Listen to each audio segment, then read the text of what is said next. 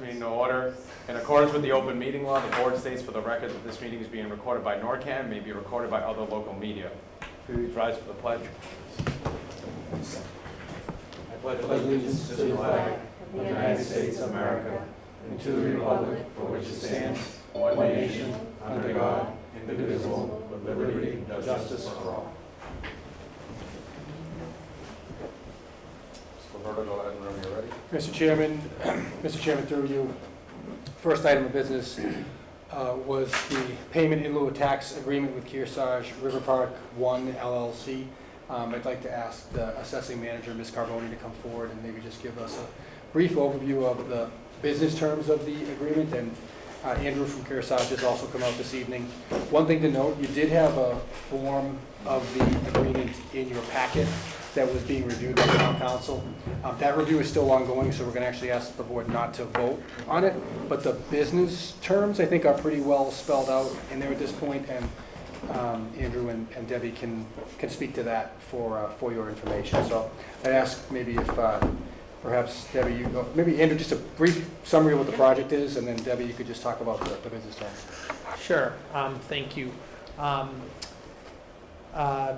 This is a standalone battery, and it's a very different type of business model than the other battery. This is going to be used for what's called peak shaving. So every month, ISO New England will call an event. It'll be on a hot summer afternoon or a cold winter afternoon.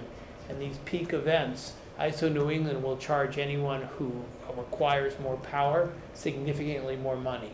So what you do if you have a battery is you release it. And what will happen is you'll charge the battery at night when the cost is much lower, and you release it. And you know when these periods will normally be. You don't know which day it's going to be, so you'll release energy, which will reduce the load. But over 20 years, this will save RMLD and the communities it supports anywhere from $5 to as much as $9 million over 20 years. And the nice thing is it doesn't cost RMLD anything. So the way the business model works is we just share with them. The way we build the battery, we don't see returns on this till after about 7 years. We finance it with debt and the tax credits. So Kearsarge is we're based in Boston. We have 7 batteries right now. We're building them in other light departments, hopefully Concord, Chicopee, Sterling, and several others. This is one of the most important ones. RMLD is really one of the leaders in trying to look at different ways where they can be more efficient as well as sustainability, but this one is also focused on saving money. So that's the summary. Kearsarge, we're about 300 megawatts. We're a good-sized independent power producer with about 600 million in assets. So we're here around. We don't have any outside investors, and when we build something, we stay with it. So the battery is complete. We need to get the tax agreement done because of financing to close the debt financing. Deb's been great working on that. So I think that's the summary. Unless you want to have any questions? Yep. We'll go around. Anyone? Can I just offer a further update? You saw a version of the pilot agreement heading into a special town meeting in January, and we had got some feedback, including from a resident here in town, Matt Martin, who had some expertise in the field. And we met with Mr. Martin, Debbie and I did after the town meeting, and he got some great feedback, which we brought to Kearsarge. And Kearsarge was willing to negotiate and adjust the financial terms based on that feedback, which is very much appreciated, to where we think we've got to the most advantageous arrangement for both parties. And those are the terms that are before you right now. The document itself, there's some work to be done on the form that we're hoping to get cleaned up in the next couple of days to be prepared for a final vote and signature. But I think they're happy to answer any questions on the business terms. Mr. Chair, through you. Can we just understand as a board maybe what those recommendations were in the financial impacts? Sure, it was, basically to increase the total value of the funding in the agreement per megawatt hour. So I don't have those numbers in front of me, perhaps Debbie does. But we were able to get an increase, particularly in the later years of the agreement, for more sustained payments over the 20-year term. So there was an increase in the payments basically that took place. Thank you.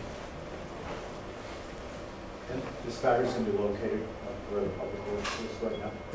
No, it's going to be at River Park. So if you go near the Wilmington Town Line, it's privately owned land that has been constructed, or all but constructed, I believe, at this point, right? Yeah, it's complete for the most part. We met with the fire department, the planning board, which not just because I'm here, but they've been fantastic. We have 7 others. We have them in Beverly near the high school. So you build them, you have outside groups come and have a risk mitigation. They have fire protection systems. It's fully fenced, and we'll put landscaping around it as well. And they're self-contained in containers. They look sort of like the back of a truck, those type of 20 and 40-foot containers. So it's a big battery. Yeah, it's about 14,000 square feet, the whole area. They sit on concrete pads.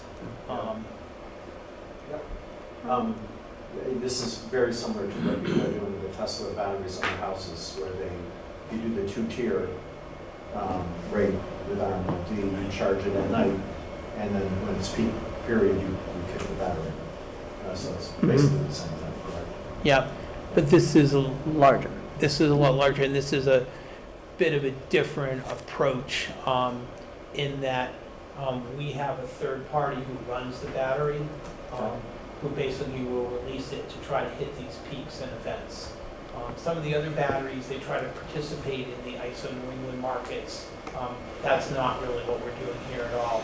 95% of the revenue we're at risk for, so we have to hit these events. Gotcha. Okay, thank you. Mr. Chair? Yep.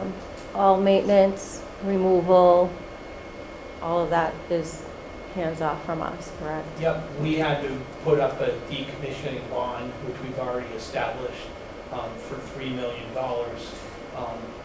with RMLD, so that if we disappear, you can decommission it at the end of it. Maybe you're asking what the useful life is. I am. It's about 20 years, and we're conservative in our approach, so we buy extended warranties, but the mechanism that wears out will be the inverters. One thing that's interesting about batteries is similar to cars and other things. If you use them too much, they'll wear out faster. So you don't want to cycle it too much. So we build that into how we're going to operate and run the battery. Yeah, that was going to kind of lean to my point of when's the go, no-go decision of when you release the energy from the battery or not. Because even now that you mentioned, it wears on the life of it. From a business standpoint, what makes you decide on what goes and doesn't go? So we use a third-party company called CES, they run a NOC, which is a data center. They're based in Philadelphia, and they do this across the country. They basically make the decisions. RMLD has the right to overrule it, but they'll look at, it's going to be hot tomorrow, it's going to be 80 degrees, and so they'll basically discharge the battery as much as 15 or 20 times per month. But what you don't want to be doing is discharging it in greater periods. So we'll discharge it during a 2 to 4 hour regimen to try to hit what we think the peaks are. And you pretty much know when it's going to be. Right. I mean, it used to be, at least when I was in school, that the hottest part of the day was always noon to 2. It's not anymore. It's really closer to 3 to 6 and things like that. So those are the peaks you want to hit. But it's kind of, maybe I drink the Kool-Aid too much, but it's really neat because it will save dramatic amounts of money and lower the costs. And then you can hook it up to any source. In this case, it's not really tied, it's not tied to solar or wind or anything like that. This is just reducing the costs. So they're neat approaches, and as long as they're run and they're self-contained, for safety, there aren't concerns. Thank you. I'm just curious, where do these batteries go at the end of their life? The ocean. You decommission the batteries. I can't tell you where they're going to go right now, but the components of part of it, there's lithium in it, which will then be recycled.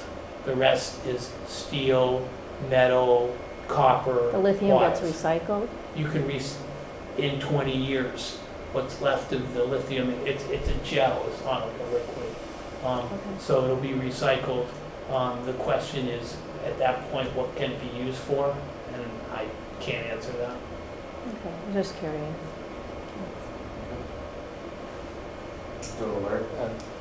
Thank you for renegotiating the terms, that's good.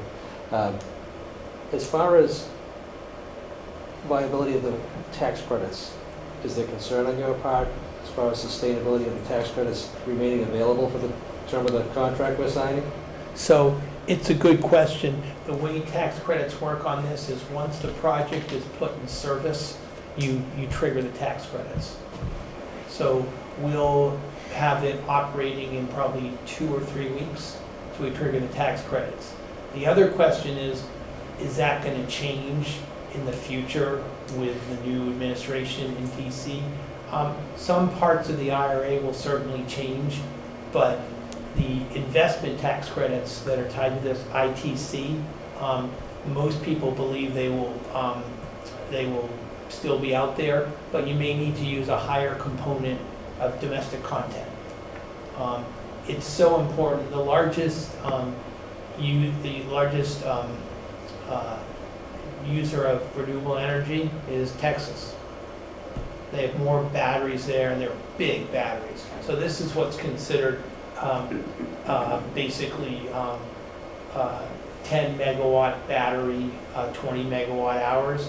In Texas, they're 400 megawatts. So it's a different approach, but who knows what's going to happen, but you can also safe harbor. So the interesting thing is, I feel like I'm getting on my soapbox, the cheapest source of energy in the United States and really the world is large-scale solar connected with batteries. So you see them in Arizona and Texas. The challenge, of course, is trying to get that power back to where it can be used. So you have them out in the desert where the cost of land is very low, and that makes a lot of sense.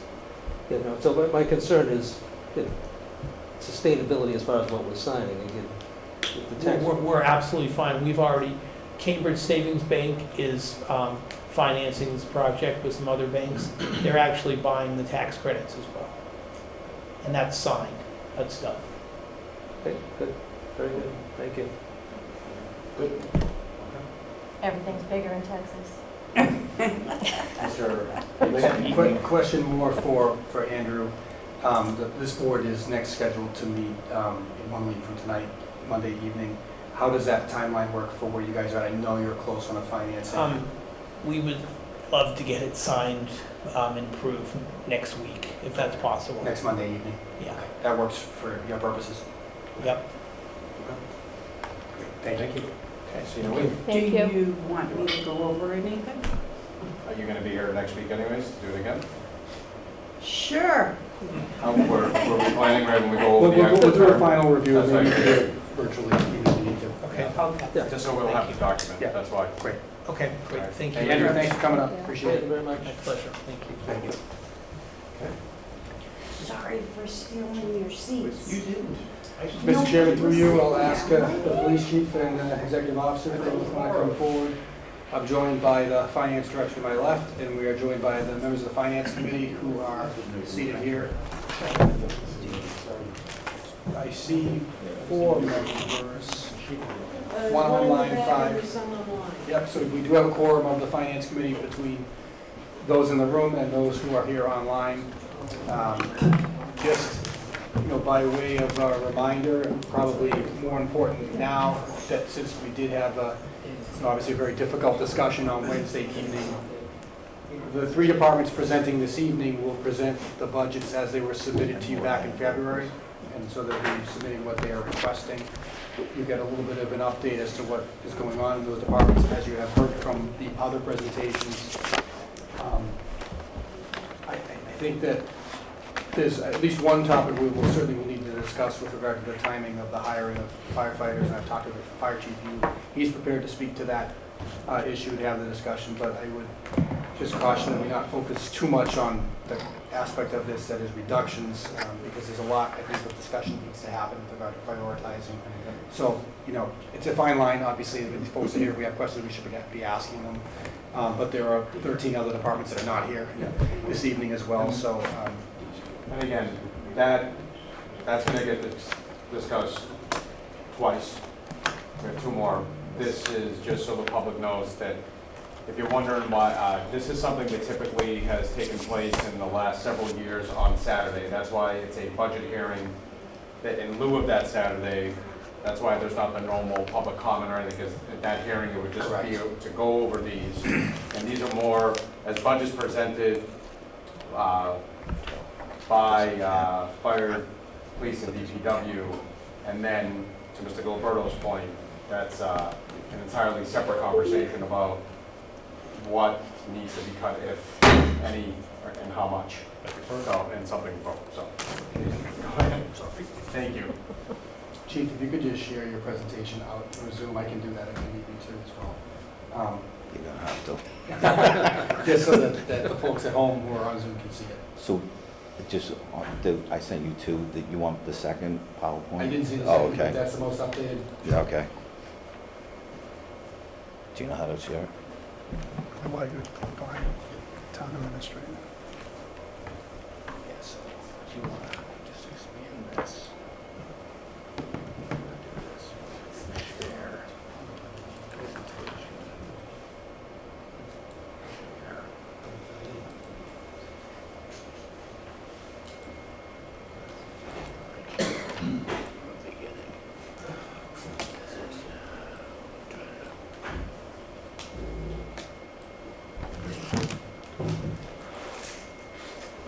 Mr. Mackey, you got the lights? All right, you should be able to just toggle with the arrows right on there. All right, so the second one is the one you want to add is that one. so. Getting good at that. Okay, right, I think these should be.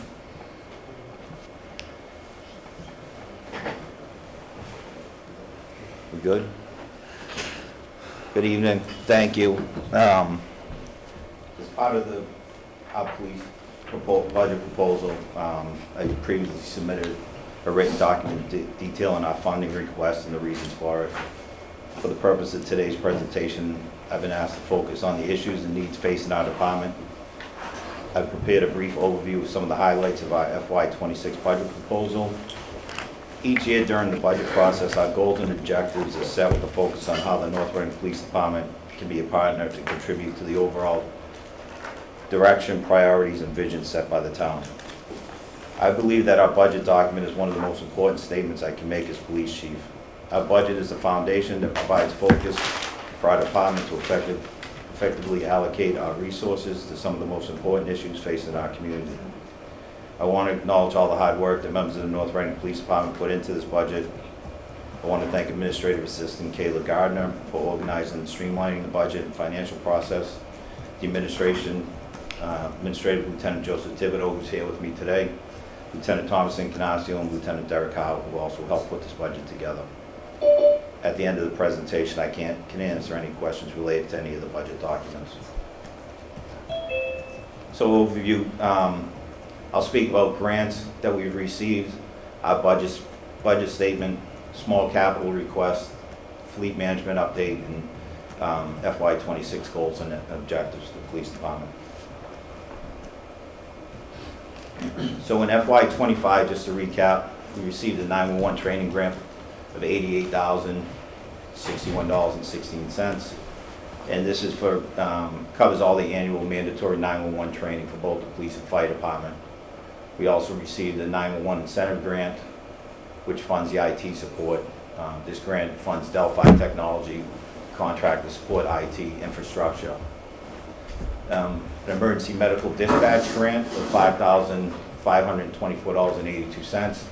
And that covers the costs associated with the quality assurance for the fire department, who handles the emergency medical dispatch.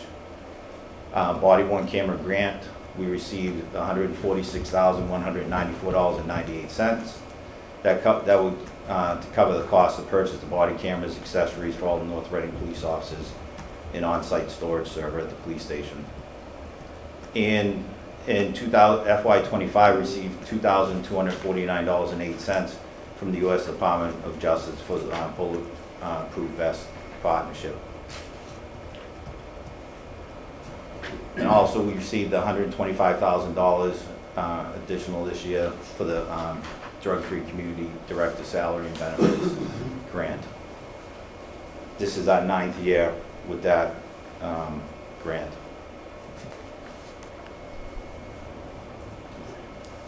So our budget this year, our proposal for FY26 budget reflects an increase of $531,380, or 12.3% from the appropriated FY25 budget.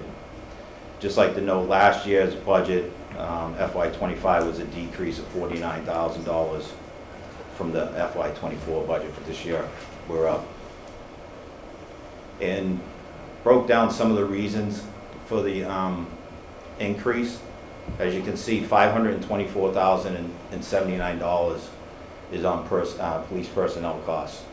And that's due in June of this year. The town signed an agreement with the police officers and sergeants union, and that number reflects the contractual pay raises for all the officers, including the animal control. Every 2 years, we have to conduct a promotional process for lieutenants and sergeants, and this year, in FY26, we'll be holding it most likely in November of this year. We'll be holding promotional process for lieutenants and sergeants, and that's a cost of $23,270. I have DHQ, which is digital headquarters, and you see an increase of $8,786, and what that really is when we transition to the regional dispatch, we are going to lose those 911 grants that I spoke about in the second slide, because we won't be 911 anymore, so we won't be receiving those grants. And the $8,786 represents a difference from losing the 911 grants. But when we go to regional, our CAD, RMS system, or IMC, we will no longer have to pay for it, because state 911 is going to pick up that cost. So the difference between losing the 911 grant and not paying the IMC is $8,786 increase. I don't know if I explained that. If I confused it, I can answer any questions, so certainly Joe can, because he handles that. The last is, each year we try to do an officer wellness. Officer wellness is very important to the administration of the department. Last year we did Rewire 4 training. This year we are looking to do a psychological first aid for police officers, and the training will provide practical information to the officers to help meet their immediate needs impacted by a traumatic event. So those are the major increases for this year that would make up that 12.3%. So budget comparison from FY25 to 26. The payroll, you can see, increased by $527,671, or 13.7%. Our expenditures went up 3.77%, or $12,176. Our small capital went down $8,467, and that was due to last year. The small capital, we had 2 cruisers, which we requested, and 3 radar units that we requested, which we did receive, but we wouldn't need them again this year. So that's where the decrease of $8,467 is. So the total budget, again, is an increase of $531,380, or 12.3%. The fleet management, we have this just about every year. We found that two new cruises each year, it seems to be a good fit for the department. It keeps our maintenance fees down, and this is the quotes that we received for 2 new patrol units, which we'll be taking 2. We would be taking 2 out of offline. So that the total is $152,632. Chief. Mr. Yeah. Vacy. Quick question. Yeah. On the hybrid vehicles, do you have a car charging station at the department? So they're hybrid, but they're not charged. They're just, they're all battery operated. They each have 2 batteries, but they're not chargers. Okay. So they're not electric vehicles, they're hybrid. If you weren't going hybrid, what are the difference between gas, electric, hybrid? So we during the year, we got an email from Adamson Industries. They had 2 gas vehicles, and we looked into it, but it wasn't cost savings. It was actually more. It was gonna cost us more to do it, so we elected to stay with the hybrids. Chief, Mr. O'Leary. do these figures reflect trade-in or not? They do not. So again, we're going to repurpose the Yeah, vehicles. Generally, so- we repurpose the vehicles. Yeah, usually last year, I believe we sent one to the DPW pool and one to the fire department. Right. So we repurpose them. If there is no avenue in town to repurpose it, then we will trade them in, and we'd get some credit, but historically, what we receive for a credit isn't worth repurposing them into the town. Right. So that, the short answer is no, that does not reflect any credits.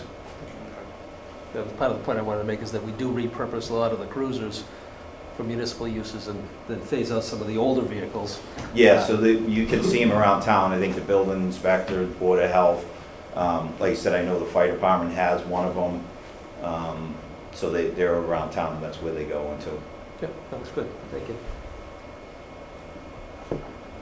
So for our FY '26 goals and objectives, first one is to continue the transition to regional dispatch.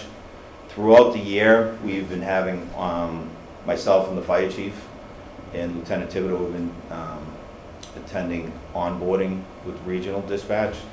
Right now, it looks like we're anticipated to be fully ready to go regional in November of this year, is what they're telling us. So there's still infrastructure that needs to go,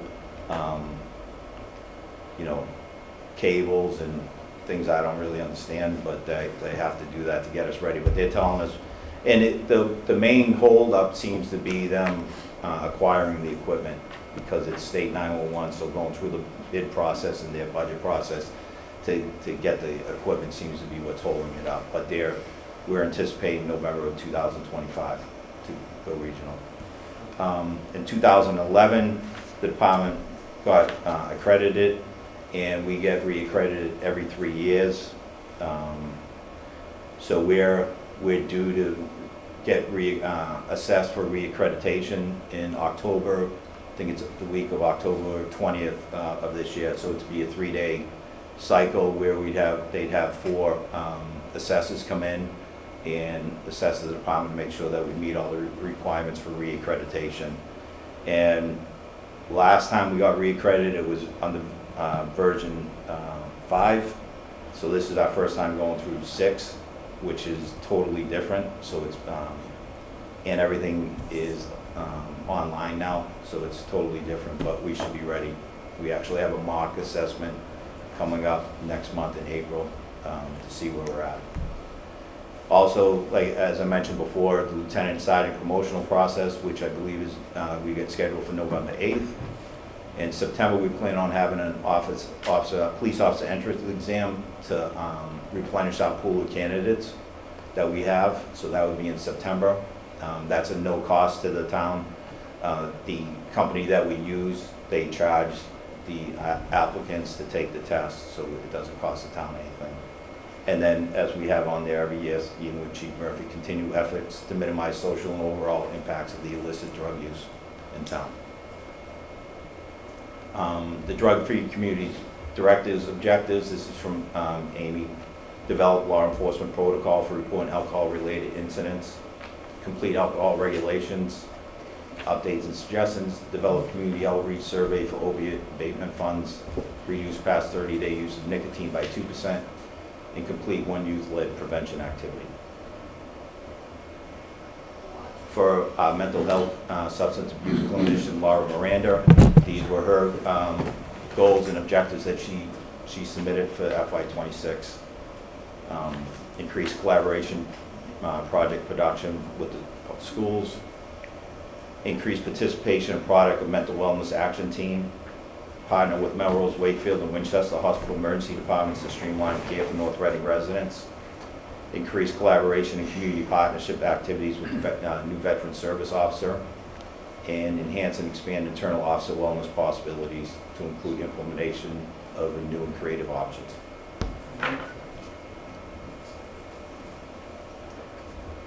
So I added this slide, so when we transition to North Shore Regional, back in October of 2023, myself, the fire chief, and Human Resource Director Bob Collins, we were in front of the select board, and at that time we had gave 3 options. One was public safety clerks, which I think at the time everybody decided was not a good option because it was going to cost between $240,000 and $310,000 a year. And the other 2 options that we had were to keep a police officer in the station 24 hours a day, 7 days a week, or to keep a police officer in the station from 6 a.m. to 1 o'clock in the morning. And under option 1, you can see police officer in the station from 6 a.m. to 1 a.m. only. So what that would mean is from 1 a.m. to 6 a.m., the front door of the police station would be locked and there'd be nobody inside the station.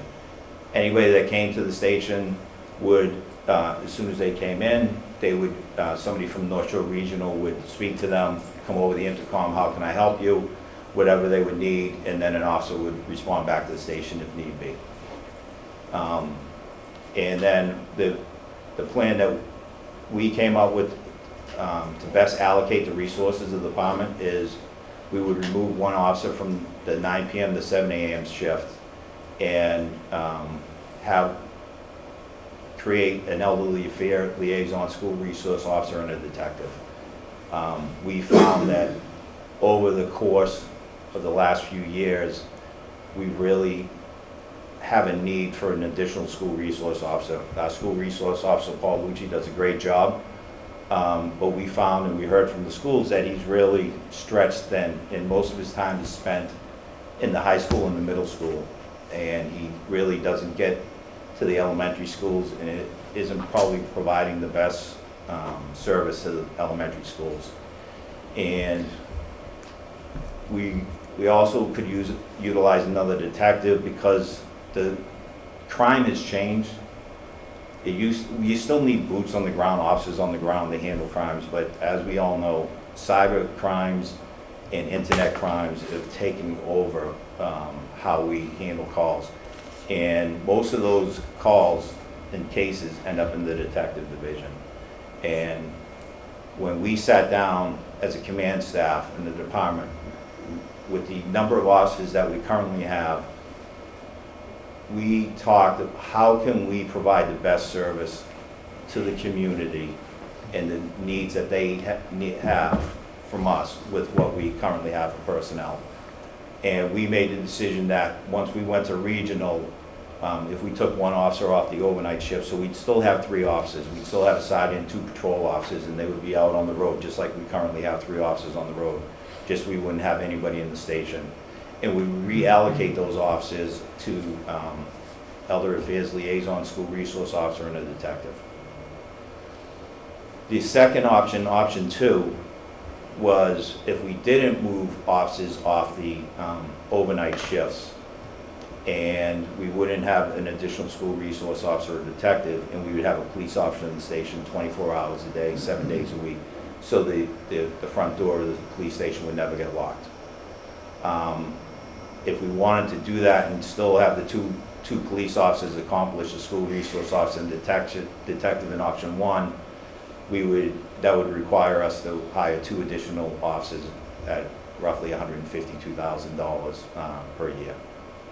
So those are the options that we had spoken about, and as you can see, we didn't request 2 additional officers in this year's budget.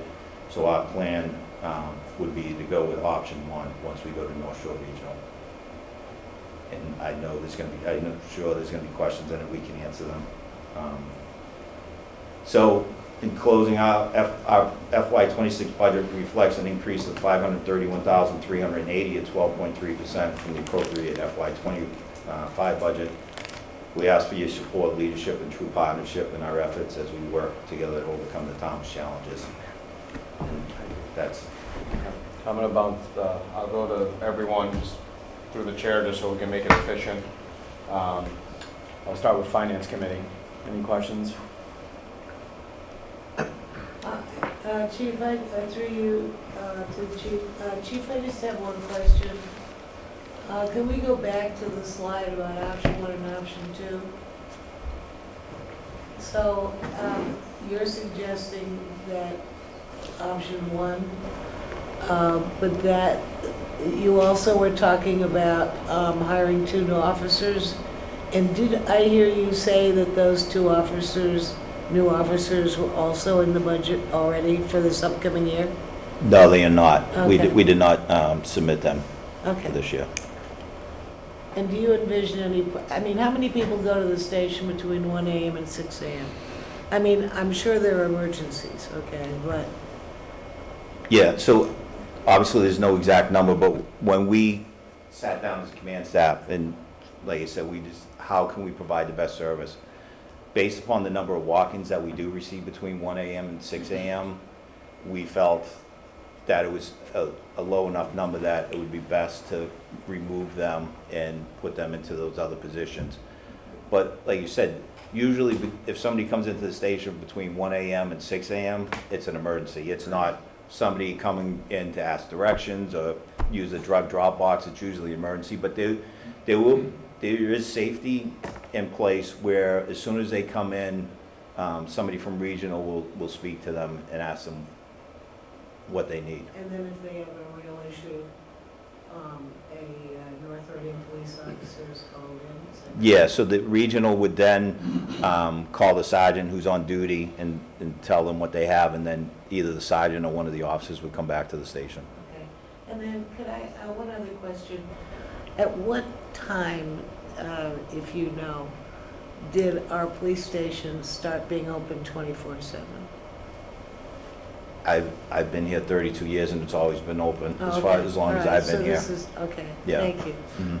A question. Yes, at the 152 number, is that your payroll number, or is it does not reflect benefits and so on, so the cost of that? No. I believe it's a benefits included. Benefits are included in Mhm. that number. Correct. Right. Let's see. Well, I know you didn't, Kayla did them, my assistant did them, but I believe they do include benefits because a starting patrol officer does not make $76,000. Yeah, that's right. Thank you. Mr. Keller? On the, Chief, on the officers assigned to the 9 PM to 7 AM shift, would they go to day shift then? So To do this function of elderly affairs liaison and school resource? yes, yes, so they would be assigned days. We have discussed, if there is a need to possibly move one of the detectives to afternoons. We're not there yet, but we have discussed it, but the short answer is yes, they'd be assigned to days. Is that because that time, the 9 PM to 7 AM is quieter and you're not going to be as without staff? So we would have the same amount of staff on the road, and so it's really from 1 AM to 6 AM, and where we come up with that number 1 AM to 6 AM Yeah. is because we work the 4 and 4 schedule, so we have an overlap. So the afternoon shift works from 3 PM to 1 AM, and the overnights come in at 9, so we have an overlap, but from 1 in the morning to 6 in the morning is when we run 4 offices. And at that, with option 1, we would be running 3 offices. Okay. Through you, Mr. Chair. I have a question, and if it's okay, a couple of quick comments. But on the slide about the grants, what is the breakdown between, are they all federal grants or federal and state mix, or do you have that information? Yes. So the 911 grants, the 911 incentive grant, and the EMD grant are all state grants. Okay. The body worn camera grant was a state grant that we received. in FY '25. The U.S. Department of Justice Bulletproof Vest Partnership, that's combined. It's half is federal and half is state, Okay, and then the DFC one is federal. okay.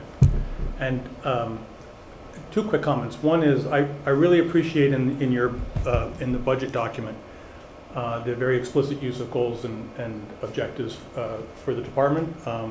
You can see that in your review of fiscal '95. You go through what the goals were and what was accomplished, and you have specific goals. So as someone who tries to get people who report to me to put specific goals in their reviews, I really appreciate that.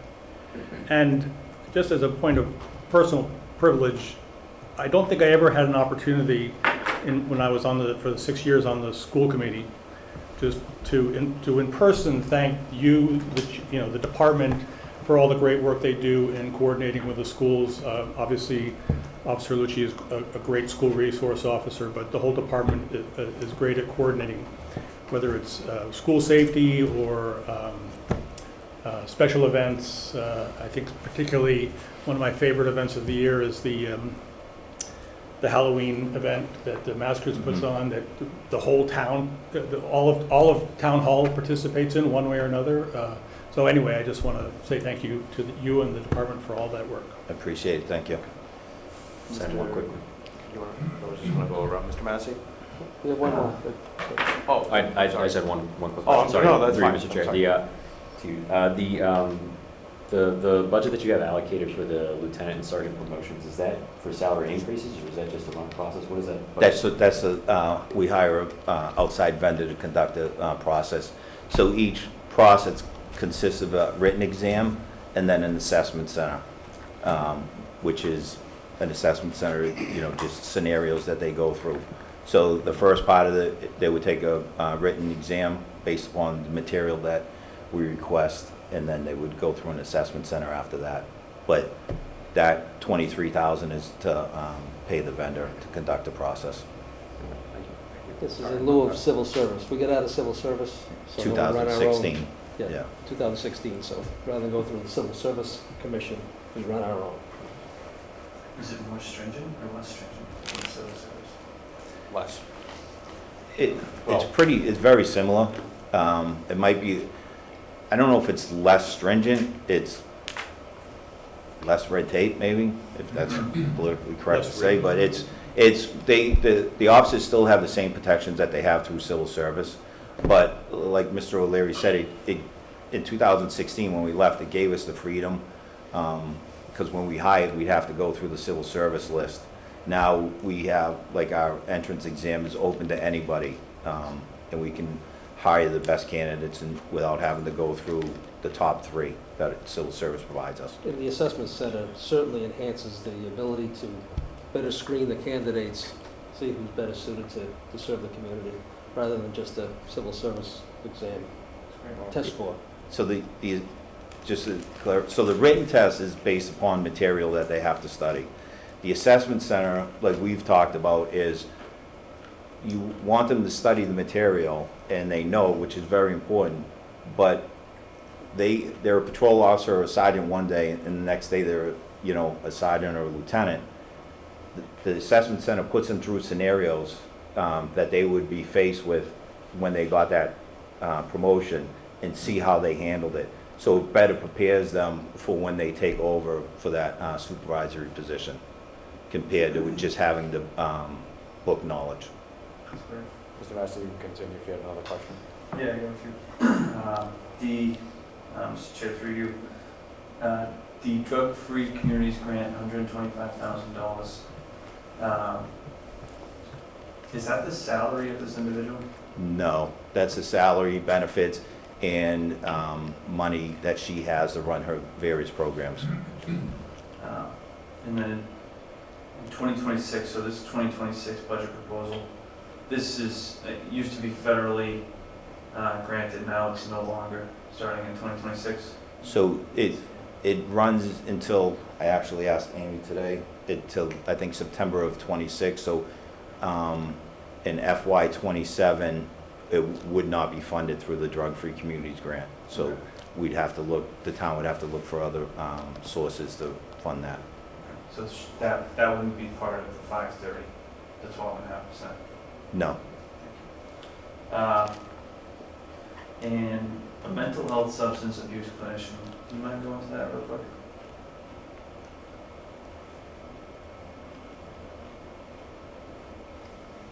How long has this position been in town? And I guess what are the main roles of a mental health clinician?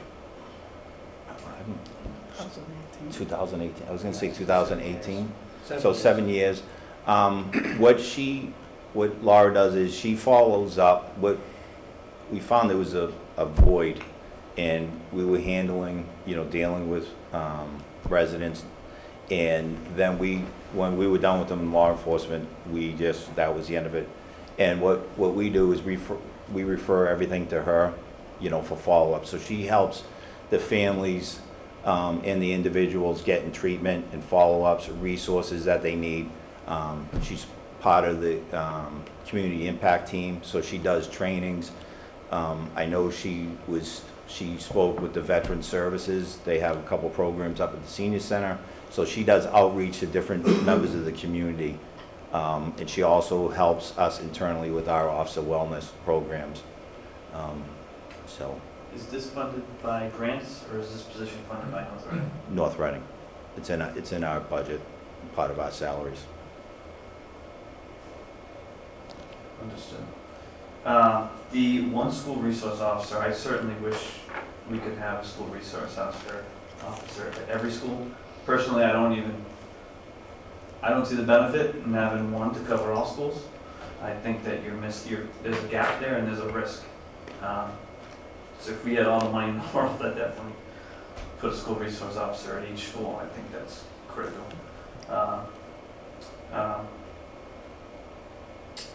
But this, if you can go to your last slide, I think that mentions the school resource officer. Sorry. Oh, I went the wrong way. So the only part of this slide I couldn't understand, and I'm just trying to understand it better. It says option 1, police officer in station from 6 a.m. to 1 a.m. And then it says right under it, from 1 a.m. to 6 a.m. the front door would be locked. Isn't that kind of contradictory? I'm just trying to understand, because So it's from 6 in the morning to 1 in the morning. There'll be a police officer inside the station to handle any walk-ins or any emergencies. And then from 1 in the morning, once the afternoon shift goes home, till the day shift comes in at 6, we wouldn't have a police officer inside the station. I know it's kind of confusing, but I don't know if that clears it up. So this one school resource officer that would be added would be, where would they be housed? One at the library, one at the middle school, high school facility? So we've talked about how we would actually roll it out. So it's nothing specific. Paul has so much knowledge that the way we've talked about it is initially Paul would train this new officer.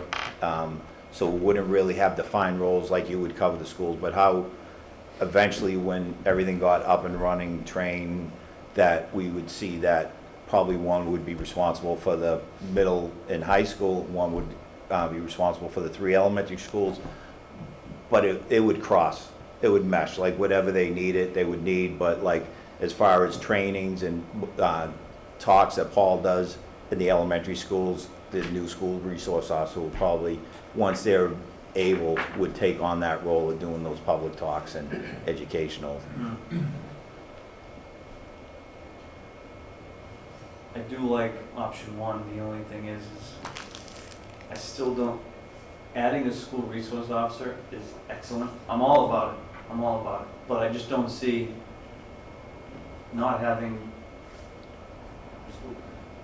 I don't see how you're adding 1 to 5 schools. I don't see the coverage. You're closing the gap very, very minorly as far as I'm thinking risk of kids. And you're still going to have gaps at schools. So I do like option 1. I don't think, the great part is even if the police station is locked and closed and someone's coming to the front door for an emergency, at least we do have police officers in the street that can drive to the station in an emergency, so I see a huge benefit there. But I don't see how closing from 1 AM to 6 AM now puts us at more funding. Like I thought we would be getting savings. No? He's not proposing to. No, I'm not proposing He's to. not That would be option 2 if we wanted to keep someone in the police station 24 hours a day. That's not what he's proposing. What I'm saying is, it wouldn't be any additional funding costs for option 1. And if I could just address, I agree with you, there are gaps. Like right now, we have gaps where we only have 1 school resource officer. But we do have the benefit of, we have at least 3 other officers who were school resource officers. And so when Paul is on vacation or he's away, like a week or 2 ago, we had an incident at the school that needed to be addressed, and Paul wasn't available, and Sergeant Donnelly, who was a former school resource officer, he handled it for the day. He happened to be working. We have Sergeant O'Leary, who works Monday through Friday, so if we have an incident at the school or and Paul's not available, he's at a training, they step in. So we have other officers that will fill in that role. Granted, it's not ideal, but we do have other officers with experience that were previous school resource officers. For an incident at the school, is that something the select board, Mr. Chairman, would you believe that the select board should be notified about any emergencies at the school that have to do with our law enforcement? So No, I think this is a select board town administrator question. I mean, that's a policy decision, not even then. I'd have to get more background. I'd have to research it to answer your question. Okay, understood. I mean, I'm happy to respond the way we've handled it. If something rises to the level that it's likely to be, Or maybe it's not Mr. private, Rivera has the answer. you know, if it's not a private matter involving an individual student, or if it's something that may involve a threat or alleged threat, depending upon the extent of it, you know, select board would be notified. You know, there are things that happen in schools every day that, you know, you probably would be frustrated with the amount of communication, but anything that's sort of, you know, Not typically over with the law top. enforcement. I'm sorry? Not typically with law enforcement. I think it happens more than you would think that they're involved in, as Chief can speak to that, but. And when I say an incident, it doesn't mean it's a criminal incident or a law enforcement per type incident. It could be a mental health incident with one of the students that needed assistance, and then we would respond there. So when I say incident, it's not a criminal, but to answer your question, if there is any safety or any concerns, I notify the town administrator and let him know that we were, you know, at the school. In case you get any calls or whatever, this is what's going on at the school, and let him know where we're going with that. But a lot of times the incidents don't rise to criminal law enforcement. It's just more administrative or mental health. Thank you. Yeah, I'd rather hear it from Mr. Gilberto than a resident in town. Mm-hmm. Thank you. Ms. Gonzalez? Yeah, so I just am really happy with option 1. I talked to years to Chief Murphy about resource officers being added, and I know it's difficult. You know, we only have so many people and so many resources. So to have somebody on there to, and also because I sit on the Housing Authority Board, I do know how many times there's incidences there that you have to get involved with. So, you know, I think it's great to see somebody who can take on the other schools. Just really happy to see that. I think it's a great plan. As far as Amy, so she's covered for this year. Yeah, if I can just grab my phone.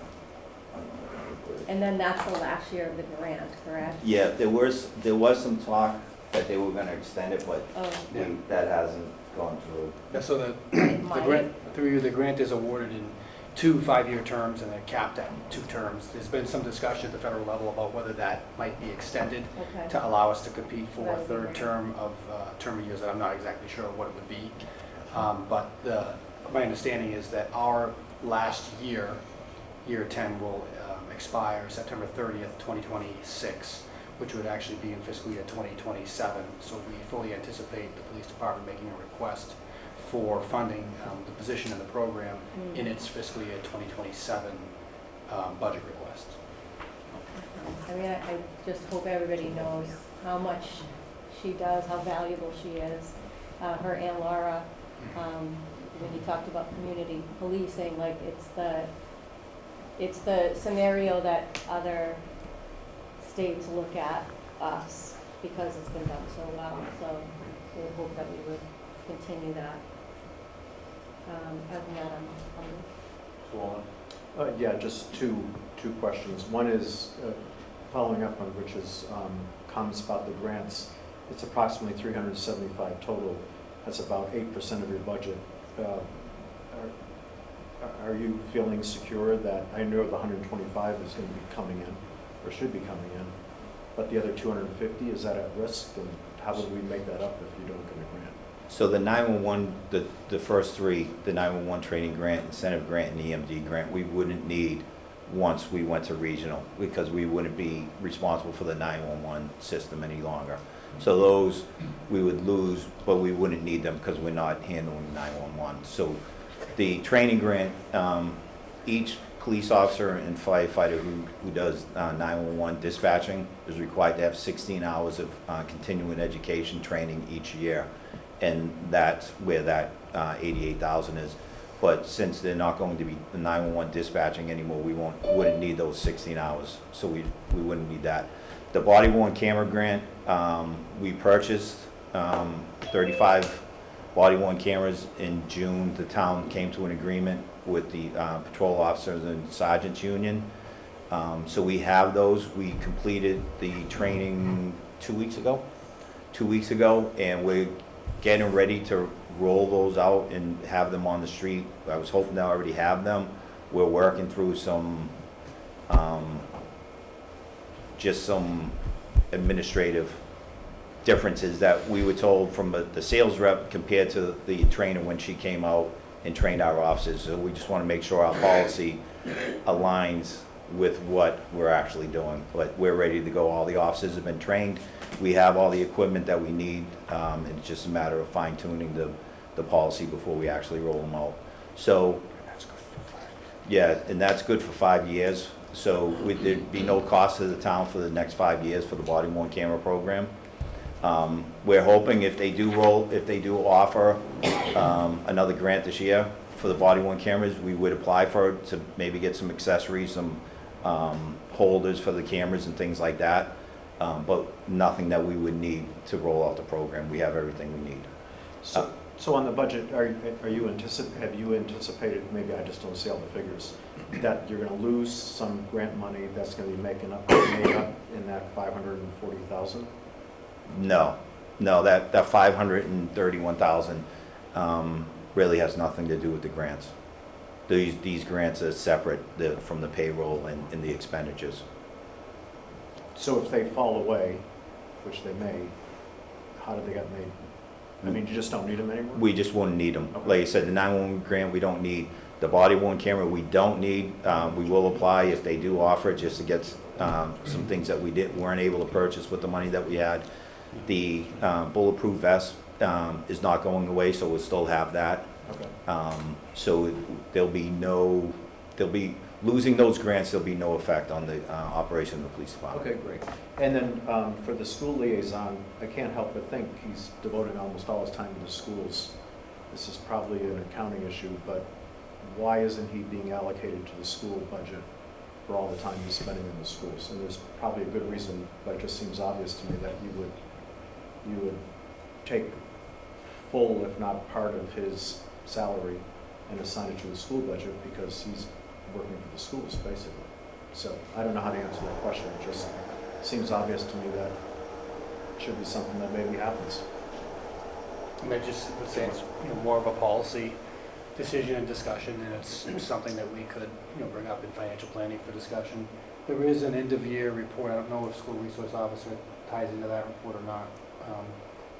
Does.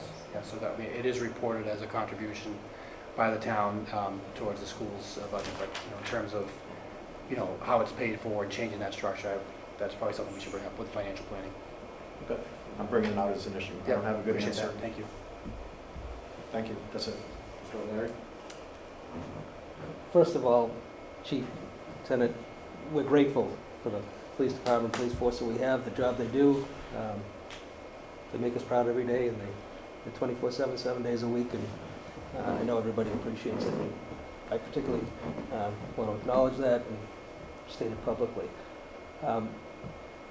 Number of officers. Any significant changes? When we added officers to the police department? What's our current staffing level? And 32 currently. 32. And how long has it been 32? I want to say the last 5 years. We were at 30, and I think the increases, and it could have been a little bit more than 5 years. The community, when Chief Murphy was here, he added a community service sergeant and a lieutenant detective were the last two that I remember of adding. So we were at 30 for many years. Yeah. And then it had to be longer than that, probably 10 years, because Yeah, Lieutenant it's been a Romeo, long yeah, time. Lieutenant Romeo, so at least 10 years or more, we've been at 32. And you went over the effects of the regional dispatch and how that frees up some people and how we're going to allocate them. I mean, the choices aren't great. I mean, how many other police departments around lock the doors? More than you would think. I know, I'm just Yeah, curious. I know off the top of my head, I mean, Middleton's been doing it for years. Middleton, I mean, Top, they did it 20 years ago. 30 years ago. Topsfield, Topsfield does it, Manchester does it, Lincoln, which I know is a little bit further out, they're not North Shore Regional, but I was speaking to their chief, they're going regional, and they're locking their doors. I think, like, up in the Essex County, like Newburyport up there, I'm not sure, but more of those The departments smaller still, communities. yeah. Yeah. Do you consider that an ideal situation? I know you've got two options here, Mhm. and you're recommending option one. You're not seeking funding for option two. So you're recommending option one. Is it a reluctant suggestion, or is it something that? I don't know if it's reluctant or it's reality. Like, ideally, That's a good way of putting it. ideally, if you said have whatever you want, I would want to hire 2 new police officers and leave the station open 24 hours a day. But I understand the current budget that we're in. And we, as administration of the department, we have to make tough decisions, obviously. And when we sat down, we said, how can we, again, I know I said it, but how can we offer the best service to the department based upon the amount of budget that we think that the town can allocate to us? And in our opinion, to remove, once we go to regional, to remove one officer off the overnight shift and reallocate them to those positions is the best service to the community. It's not ideal, because as the finance chair said, those between 1 a.m. 6 a.m. is when somebody comes into the station, it's going to be emergency. We're also, some of the things that we have to take into consideration, if we have a prisoner and we have to book them between 1 and 6 in the morning, we're going to be short-staffed. And so those are things that we're going to have to deal with internally when we have it. And so it's not an ideal situation, but it's the best with what we have. Do you anticipate, and again, it happens more often than not, when you have to lock someone up, or you have someone in the station, you have to have someone there, correct? If you have someone in the cell? Yeah, so right now, we have to have two, You have to have because we handle the 911. So we have to have somebody that is there to answer the 911 call and somebody to watch the prisoner. Once we went to regional and we had somebody locked up, we would only have to have one in the station, which would leave us 2 on the road. But we have Middlesex Sheriff's Department have a program, a safe keep program, where if available, we can bring prisoners to them and they'll hold them. But it's when they have room, when they have staff available, So you're anticipating those situations, we'll probably have to call an officer back, or, basically overtime, rather than taking a police officer off the street, Most likely in those situations, we'd have to hire overtime. As far as the mental health substance abuse clinician and the value of it, I mean, all of us seem to have a pretty good understanding of it and embrace it. The loss of that position, what would that mean? Because I'm just anticipating a year down the road, we're talking about $125,000 we have to find from somewhere in order to maintain the program and the position. The value of it. So just because, are you talking mental health clinician or the drug-free community grant? Drug-free community, yes. So what Amy does is invaluable as far as the knowledge and experience and the connections that she has throughout the state to bring to the town. And with the community impact team, she spearheaded the recovery coach positions. She's responsible for the 2 recovery coaches that we have in town currently. And so she advocates for that. The drug take-back program that we have, she's responsible for. Drug, drug bags, what are they called? Yeah, alcohol compliance checks and the safe bags for prescriptions. So she's invaluable, in my opinion, of the services that she provides, because she provides a service that I'm not sure where else the town would get it if she didn't provide it, where that void would be filled. So again, it's just important for the public to understand that, with the budget crunch and everything that's going on, and probably the ineligibility of another grant, because it's been funded now for 9 years, going on 10, the value of that position is significant, and our ability to maintain it is difficult. Yes. Again, as far as the mental health substance abuse clinician, again, valuable position, again, and that particularly incidents-wise, sometimes when we like to see a civilian involved rather than a uniformed police officer, I assume she plays a vital role there. Again, as far as the follow-up, it's been invaluable. I suggested to the town administrator, a week or 2 ago, that using the opioid money to help fund either one or both of these positions or a portion of it, would that be viable as far as meeting the guidelines of doing so? And how much money do we have in that budget right now, and what do we anticipate the revenue stream being moving forward? Because again, that helps close the gap and maintain these services that are vital and invaluable, as you say. I'm not 100% sure what that the opioid funds could be used for. Sure, so, it's something we'll look at. We expect that, that could be a possible use. I think the bigger challenge is going to be that it's probably not sufficient as a revenue stream for more than a couple of years based on how much we get in per year. There are still settlements happening and that number could increase. But to me, I think, our argument would be that these, fit within the purpose, of those funds and the use of those funds and provide a direct service. Well, again, even if it doesn't cover 100%, it at least provides us an opportunity to retain the positions and help close the gap on it. To me, it's the best use of the funds because it's established we're facing financial pressures.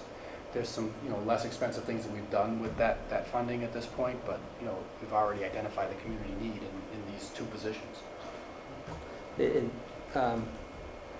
anticipated retirements? Do we have any? Some goes out at a higher rate and we bring some in at a lower rate, but. So we have two retirements that we are anticipating. One is May of 2025. So in a couple months, we have an officer retiring. We have recommended a replacement to the town administrator to hire him. Well, I wrote the letter, I just haven't given it to you. Okay. I actually wrote it. I'm often holding things up with that. Yeah, I wrote it today. So, well, we talked about it. Yeah, so when this year? What's that? You said there's a second one? Yeah, so Anticipated in the next fiscal year? Sergeant Dorsey has made indications that he's going to retire in July. So we're still waiting for formal notice on that, but, so he would be the second one. And we're currently, actually Wednesday, we're bringing in another officer from another community to potentially fill his position in July when he leaves. So we're hoping that the downtime between officers is as minimal as possible. And, I think that's it for now, but again, our extreme gratitude for what you do every day, and much appreciated, and again, a tremendous reflection on the community. You do a great job, and you make us look good, and we appreciate that so very much, and keep us safe, so. Absolutely. And I think the investment that needs to be made for these officers, mental health is critical, and shouldn't be cut. It needs to be made available to them, and needs to be maintained, so. I'm glad to see that the commitment is still there, because commitment is here, so. Yes, That's I great. agree. Thank you. I only have a thank you. That's what's great about going last year. You listen to everybody, and usually everything gets covered.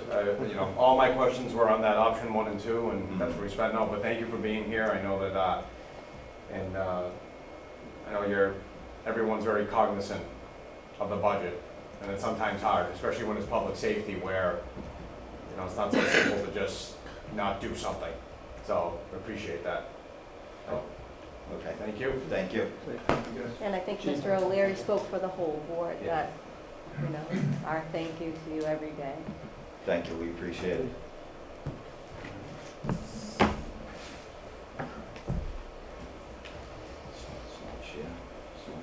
Yeah, click the red stop share there. Should have sent it to Yeah, Hannah.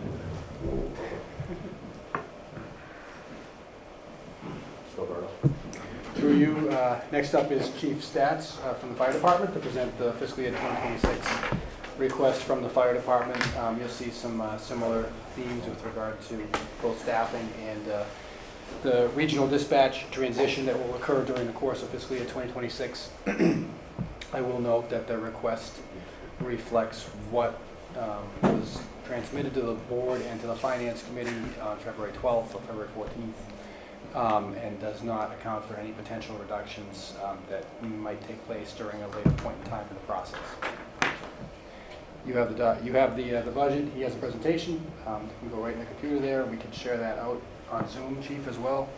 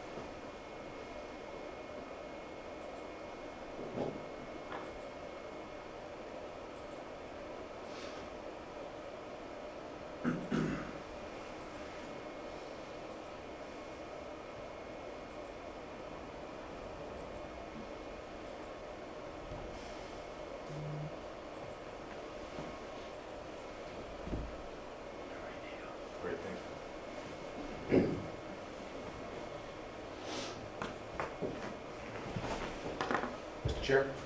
Thank you. Great, thank you. So through you, I'd like to thank you for this opportunity to present the Fire Department's FY26 budget request. I'm Fire Chief Don Stats. For this year's presentation, I've been asked to conduct a brief presentation that focuses on items that are driving any changes to my budget request from FY25. At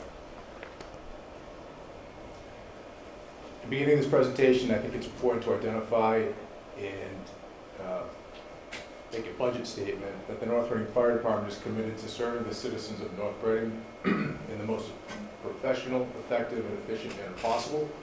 The services that North Reading Fire provides depends on funding from the town, which the department treats and manages as our own through efficient budget management, transparency of what we request and spend, and accountability throughout the budgetary and expenditure process.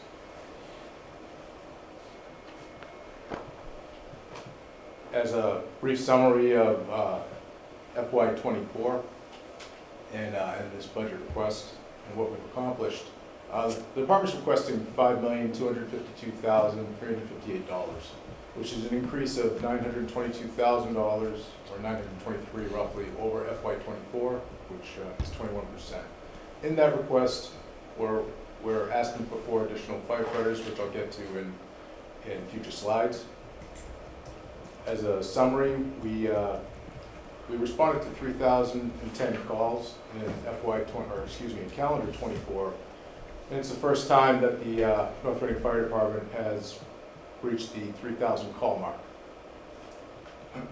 Of that, we responded to 1,669 medicals, with 1,125 of those being transports. We received a state firefighter safety and equipment grant of $19,000. We also applied for a regional federal assistance to firefighters grant, which we were awarded with 4 other communities for $708,818 for incident command training. We collected $922,886 to date as of this presentation in ambulance billing, which is still ongoing. We collected $15,000 in permit fees and $30,800 in master box fees. We appointed 4 new firefighters in 2024, and we're preparing to transition to North Shore Regional Emergency Communications Center in November of 2025.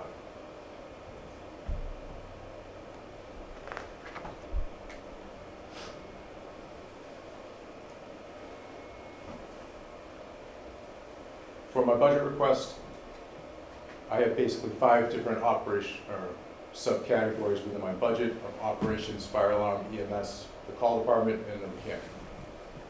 Within the operations division, we've requested $52,608, which is a change from FY '25 of $938,881. Fire alarm has decreased by $4,000. We're asking for $32,000. EMS has decreased by $12,000, and we're requesting $159,250.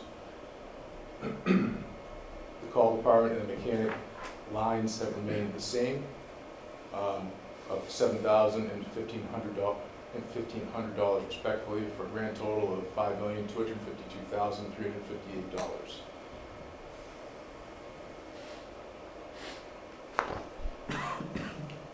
So obviously the driving factor here for us, and the big ticket item, is requesting 4 more firefighters. And in doing that, we have to ask, well, what's driving this? Why do we need additional firefighters?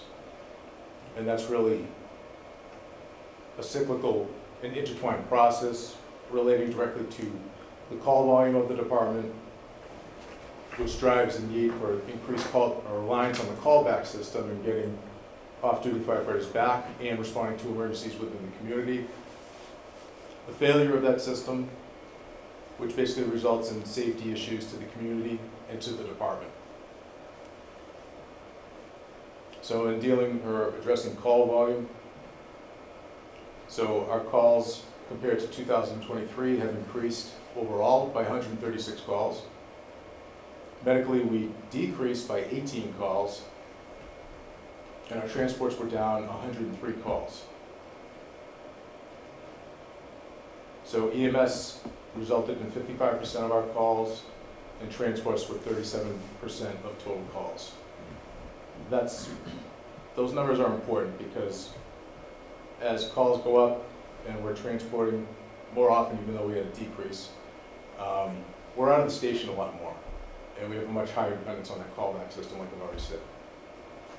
Historically, looking back 26 years from when I first started, comparative to 1998, we were at 1,871 calls compared to 3,010. Our EMS calls were 940 compared to 1669. Our transports were 493 compared to 1125. And EMS was roughly 50% of our calls and 26% of total calls for transports back then, compared to, those numbers are off, that's a misprint, it's supposed to be 55% in 24 and 37%. They're typos.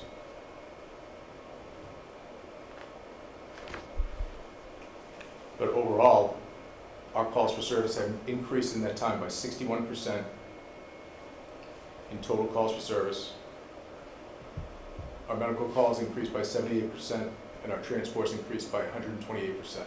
And again, those numbers stress the dependence on the callback system that we're showing has failed, and I'll demonstrate that in future slides. So before we get into that failure, I want to kind of give everybody just a brief overview when we talk about callback. We have off-duty callback, and we have two systems that have the same goal, and that's getting off-duty firefighters back to the station. And we have two methods to do that, or two different systems that we use to do that.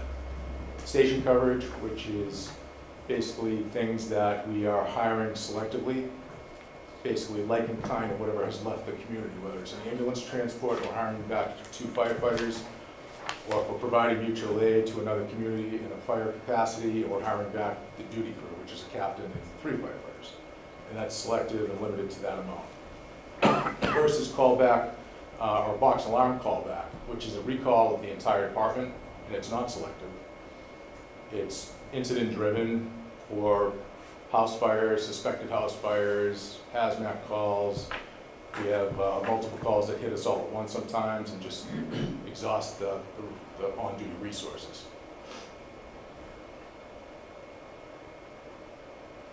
So our station coverage, comparatively from 21 to half a year in 25, the station was partially covered 8% of the time in 2021 and uncovered just under 1% of the time.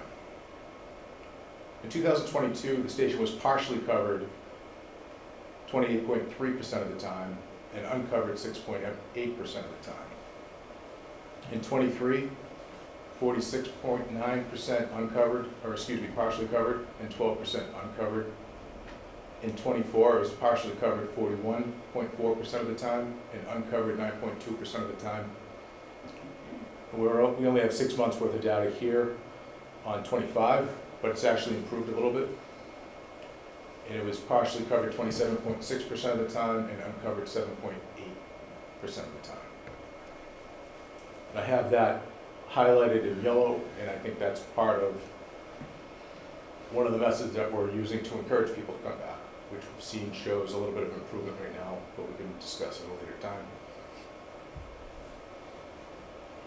For box alarm callback, using the same years, and the numbers in blue represent the amount of people that come back per box. And a box is something that, like I said, we transmit and we recall the entire department if they're available to come back. And in FY21, we had 7.2 people coming back per box. And as you can see the numbers, it's kind of decreased. And back to our last full year of 4.82, which showed a slight increase over the prior year in 23. And 25 shows another little dip back down to 4.29 for the 6 years, or excuse me, the 6 months worth of data that we have.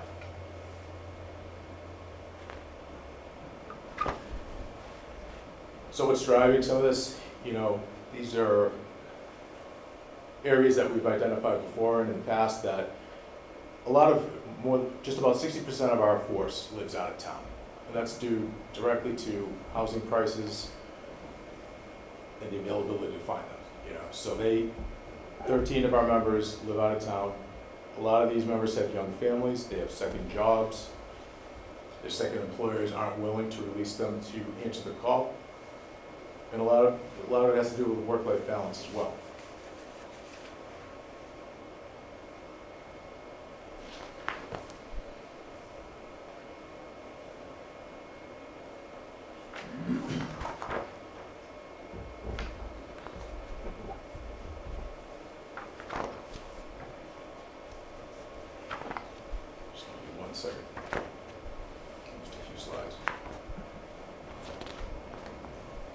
So as I've explained in previous slides, the department's grown, increasingly busier, while our system of getting off-duty personnel back to the station has increasingly failed.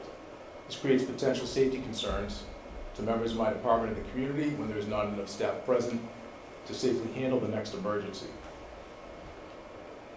During prior hearings, the select board had expressed concerns with hiring additional personnel under the then current language of the contract with the North Reading firefighters. And through collaboration and partnership between town leadership, consisting of the select board and town administrator with the fire department, an agreement was first reached in March of '22, making increased staffing of the department possible through the necessary changes in the collective bargaining agreement and furthering that endeavor with another round of successful bargaining concluding in October of '24. Through that same collaborative effort, the town has agreed to move both the police and fire to North Shore Regional Emergency Communications Center for regional dispatching operations, which frees up a firefighter from dispatching at the fire department, increases our strength on the street by 1. As you're all aware, from the beginning of my tenure as chief, my goal is to have 8 firefighters on each shift.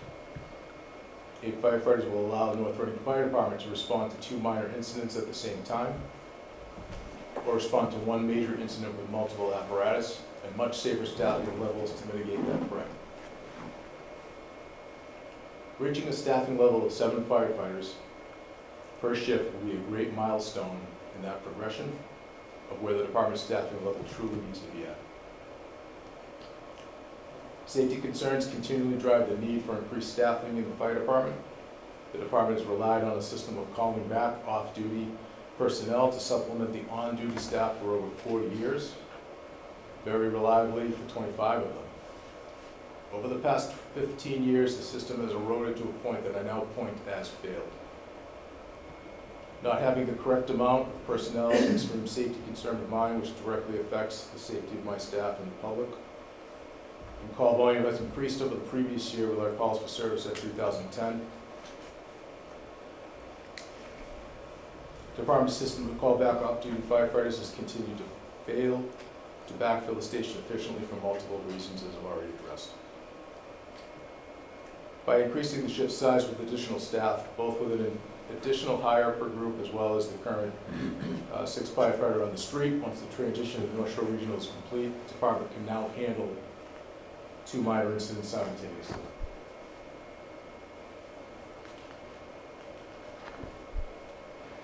Just as a brief overview of what's transpired, for those that weren't here, for the public that might not know, in 2018, town administration with police and fire department started to look and analyze how to combine both dispatching operations at police and fire. And through those 3 years, came down to 2 systems, whether it's an in-house system or going to a regional dispatch facility.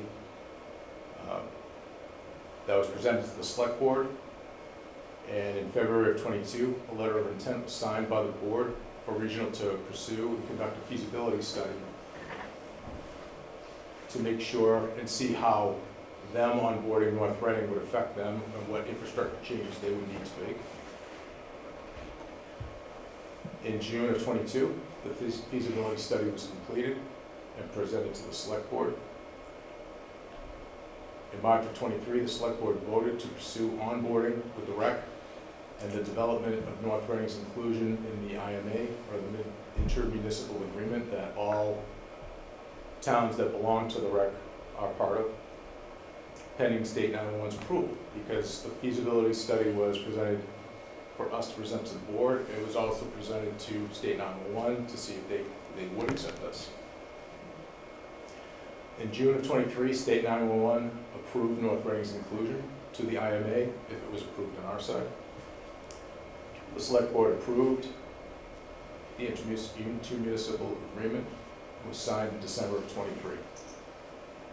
About a week later, it was also signed by state 911, and currently we're on track for a transition to regional in November of '25, or this year. So that's just a little bit of history and overview.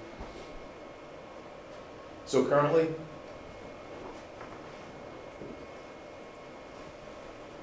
we are in the process of still trying to hire 4 firefighters that were approved last fiscal year.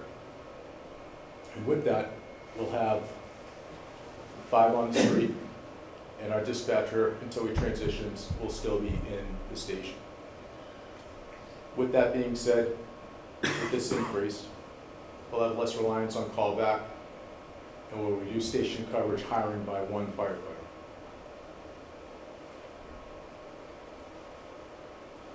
With the transition to regional in November of '25, with that same 6 firefighters, we'll have 2 additional firefighters on the street because the dispatcher will now be freed up from that responsibility and can respond. We'll be promoting a lieutenant, that was agreed on in the last contract. We'll have further independence of the callback system and further reduction in overtime, as we'll reduce station coverage hiring by 2 personnel now. And at the same time, we will eliminate transmitting box alarms for 4 different types, as long as there were 6 firefighters in the station to respond.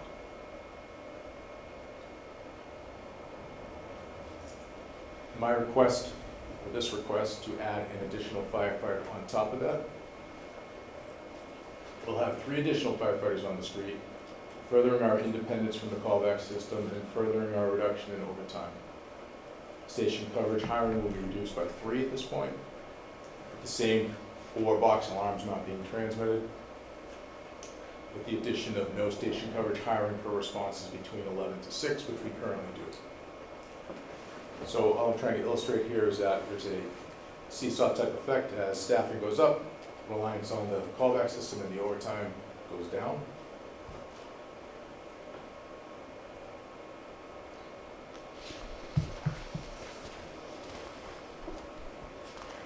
Our staffing costs, to get to that point, are what's driving a large part of this request.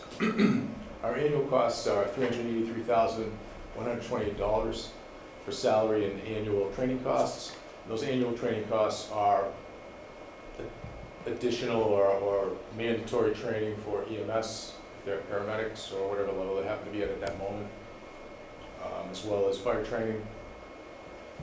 And our one-time costs for these 4 would be for their personal PPE or their turnout gear, contractual uniform allowances, and if we had to send anybody to paramedic training. And that is $173,200.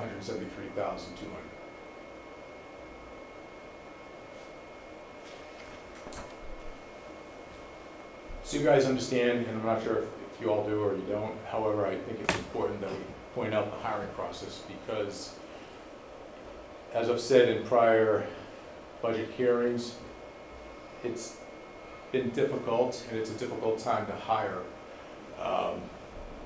Throughout, whether we're hiring a basic EMT or a paramedic, the first 5 steps of each process is relatively the same. They all go through a request from civil service for their particular list, whether it's a paramedic list or a basic EMT list. Candidates are interviewed. A background investigation is done on each one through the police department. If they pass all that, they will go to a physical and a psychological exam.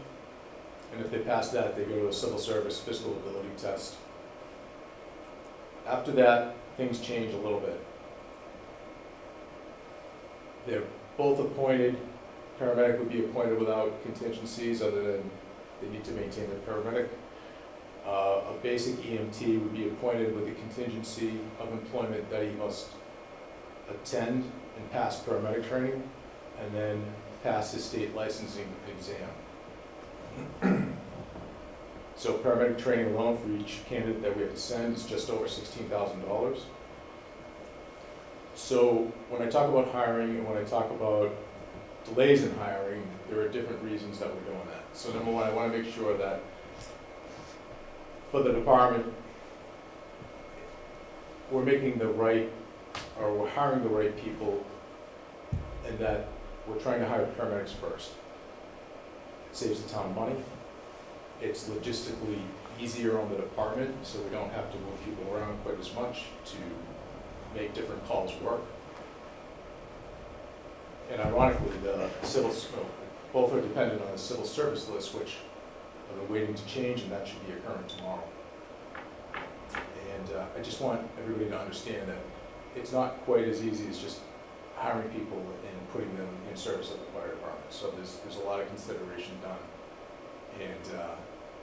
And as I've said in prior presentations, the pool of candidates has decreased dramatically since COVID, with new and recertified EMTs and paramedics being down approximately 50% in each category.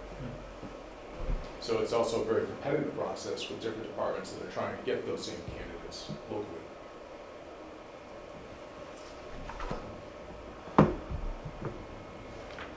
So in summary, safety continues to be the driving need to increase the staffing on the fire department. Really can't be stressed enough. The department struggles to get off-duty personnel back to the station in a timely manner, if at all at times, due to the reasons I've previously discussed.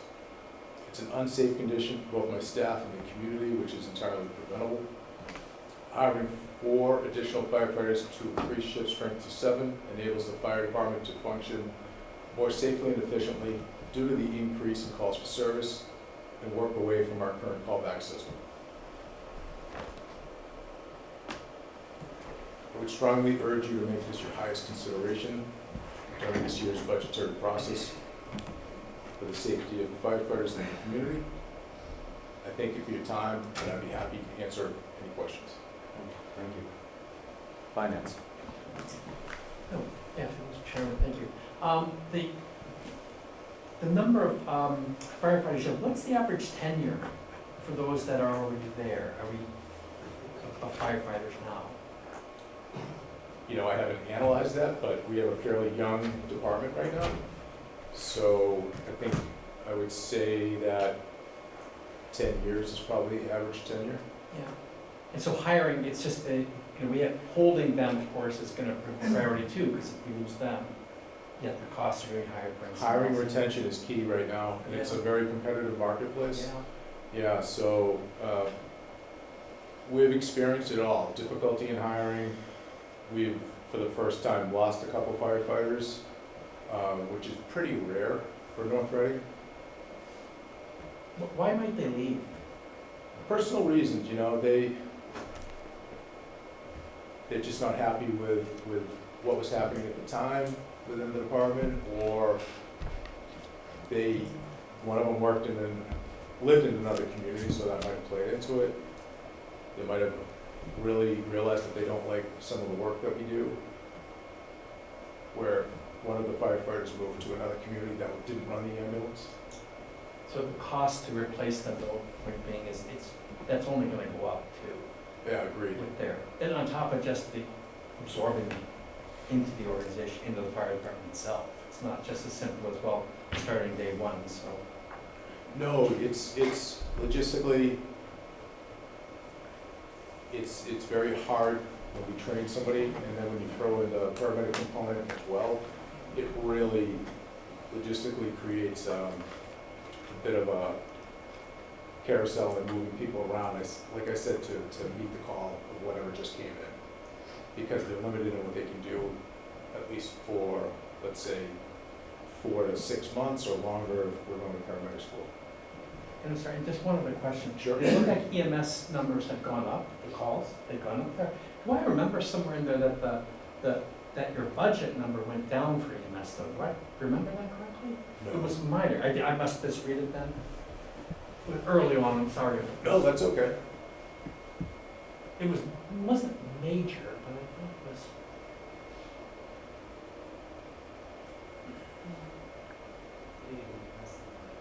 Yeah, I think there was, EMS. It's part of the table, chief. Yeah, here, EMS medical call for service. Is that a budget number on the bottom there?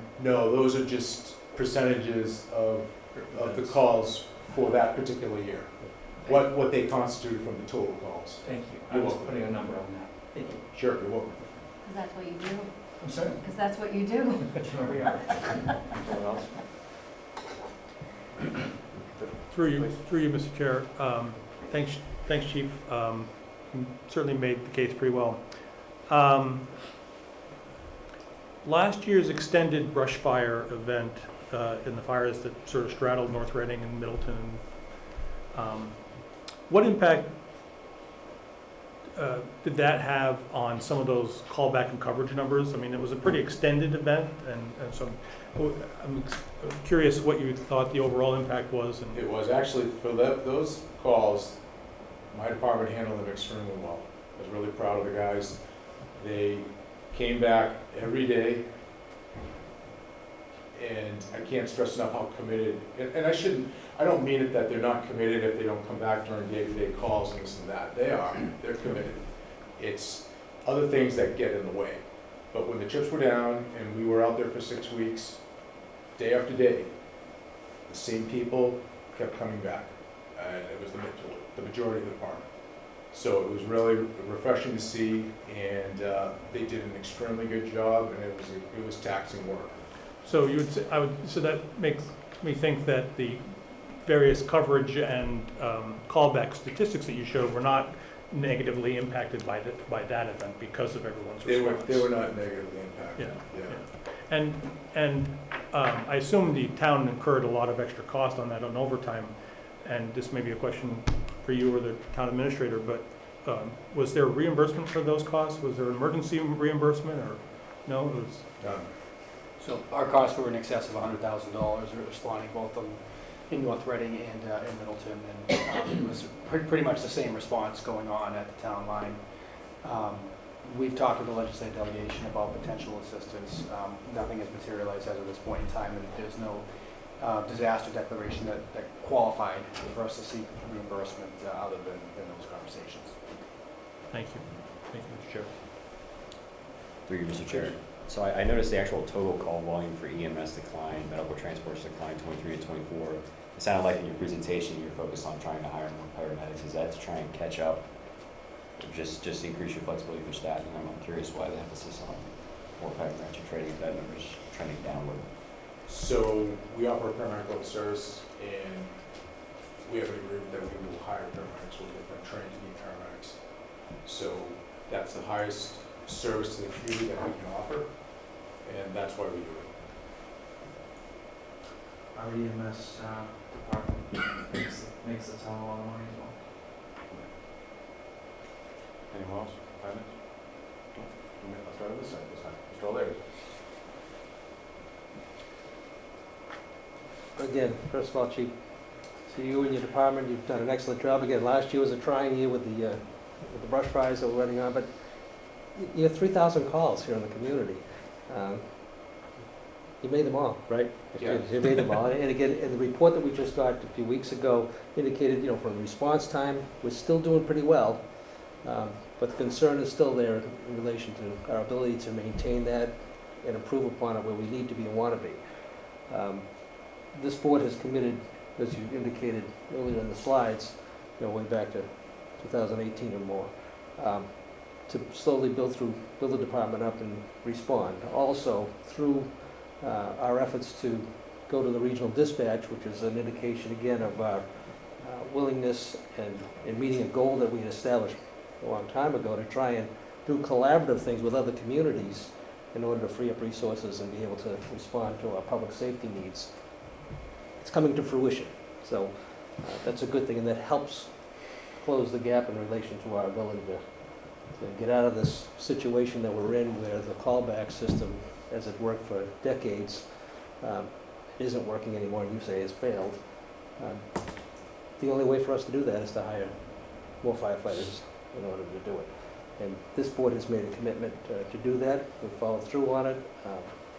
You did mention early on in your slides too the collaborative effort through the administration, this board, and the union to come to terms and conditions in the contractual agreement to actually bring this to fruition. And I truly want to acknowledge publicly again the efforts of the union who came to the table in the last 2 contracts specifically to achieve those goals. I mean, it's their working conditions, it's their safety, but it's also their dedication to the community to make sure that we provide good public safety response to our community. And I can't say enough, and I've been through a lot of contract negotiations, particularly with those guys, and it hasn't always been that friendly. But the last two contract negotiations, really, we came together in a collaborative way to try and come to some terms and conditions that work. And they put an inordinate amount of work and effort into that last contract. And it's gratifying to see. And as a member who's deeply involved with it, I'm certainly appreciative as to what they've done to help us reach our goal to meet the public safety needs. So to me, this is the highest priority that we have. You know, as for select board, public safety, public health is what we do. You know, that's our venue. You know, school department handles public education. We need to be dedicated towards that too. But our responsibility to deliver some public safety is number one. And we're in a position, have been in a position the last few years where that's been threatened and we can't meet those needs. And the only way to do it is to hire more staffing to get it done. We've made that commitment. I just hope that we can continue to do it and bring it to fruition. And again, the fiscal constraints that we're facing right now are extraordinary, and the pressures are such that we need to do this, and it's going to have to be at the expense of some other things. And the public needs to understand that. And I think we're trying to communicate and be transparent as we can. Your presentation this evening helps with that transparency. It's right there on the board. And my goal is to meet those goals and to get it done, to deliver the level of services that people deserve and we need to provide. So again, I appreciate your presentation. I appreciate all the efforts that you put into it. And again, to staff at the fire department and what they do every day. And again, some of these, again, the diminishing number of people that are able to respond, it's not that they don't want to, but are able to respond within the time constraints of the contract because of where they live, is diminished significantly. But for those that do respond on a regular basis, you know, it's extraordinary. And people would see how many shifts, extra shifts, these firefighters have to work in order to respond to our needs. You just shake your head and say, we need to do something here. And we're committed to do it, and I hope we can follow through and deliver. So again, thank you very much for all your efforts that you're putting into it, and for your staff and what they do every day. Thank you. Mr. Riley, thank you for recognizing all of that, because it's truly been a collaborative effort, and it's, you know, I've used the word before, these last two contracts have been historic and are truly paving the way for all of this change to happen. And that couldn't have been done without you folks, without the union, without us, I'd like to think. And, you know, it's truly been a team effort to make change. So thank you for that. Yeah, he covered a lot of ground since we were both. So Rich was in the whole thing this last go around. First time for me, many times for Steve. But yeah, I would like to say also that I was really impressed by the union that came to us, that they really had a higher need to support the department and to make it more attractive for recruits and have it be a legacy that could continue on even when they retire. And so I was very, very impressed by that intent throughout. And it took us months and months to get it done, but we got it done and it was all very good. So yeah, and what Steve said is right. We have to increase staff. If people were aware of all the numbers, you'd be totally aware that we need to do that. And I know it's a big cost, but it's going to be worth every penny to do it. So we have to do it. It's really required. And it's just the way the world has changed right now. So thank you for doing that. And I should mention, I didn't mention this before, but the police, I also said in the police union contracts as well, similar thing. People were very engaged and were really looking out for the best interests of the department and what they provide for services. So sorry I didn't mention that before, Chief. The only question I have is just on the grants. You mentioned $725,000 worth of grants, which in this case is like 14% of your budget. Is that going to continue into the next year? If not, how do you supplement? You know, what's your read on that? So these grants are monies that we don't count on. We don't know what will get awarded as far as state grants go. It's done by population, and then based on the need of what I apply for, it's done and assessed and ranked. So that this year I got the max amount that was allotted for North Reading. It's not, like I said, it's done by census. As far as that goes, as far as those other the AFG grant that we got, was a regional grant that we had great success at the federal level, and that fulfilled an instant command training need that I identified as being needed to put a system in place that's trainable and repeatable, and will really shore up some safety concerns that I have within our department as well as surrounding departments. And it really, like I said, puts a unified system in place for us to use. But do you see that continuing, or have you planned for it potentially not continuing the grant itself? So that grant will end at its performance period, and we won't be able to apply for that again as far as that goes. Okay. Yeah, so any new hires that we have, we'll have to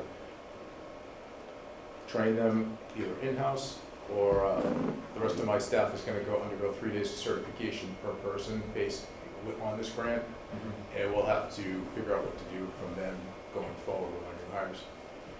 So, and that's prepared in the budget that you're proposing overall? Yeah. Okay, great, thank you. That's all my only question. Thank you very much. You're welcome. Gonzalez? Yep, thank you, Chief, that was a great presentation. Thank you. I just have one question. When you hire an EMT who has to go to the 9 months of paramedic, are they able to work in that period of time, or are they in class every day? No, they're able to work, and what's great, or a little bit easier right now at the level we have and going forward, is that we're not backfilling that person. So if we have to send new hires right now, as long as there's no openings that occur right now, and we have to fill an on-staff position, everybody that we hire going forward, we don't have to cover, and they can just attend paramedic school and then work their shift. Okay, great, thank you.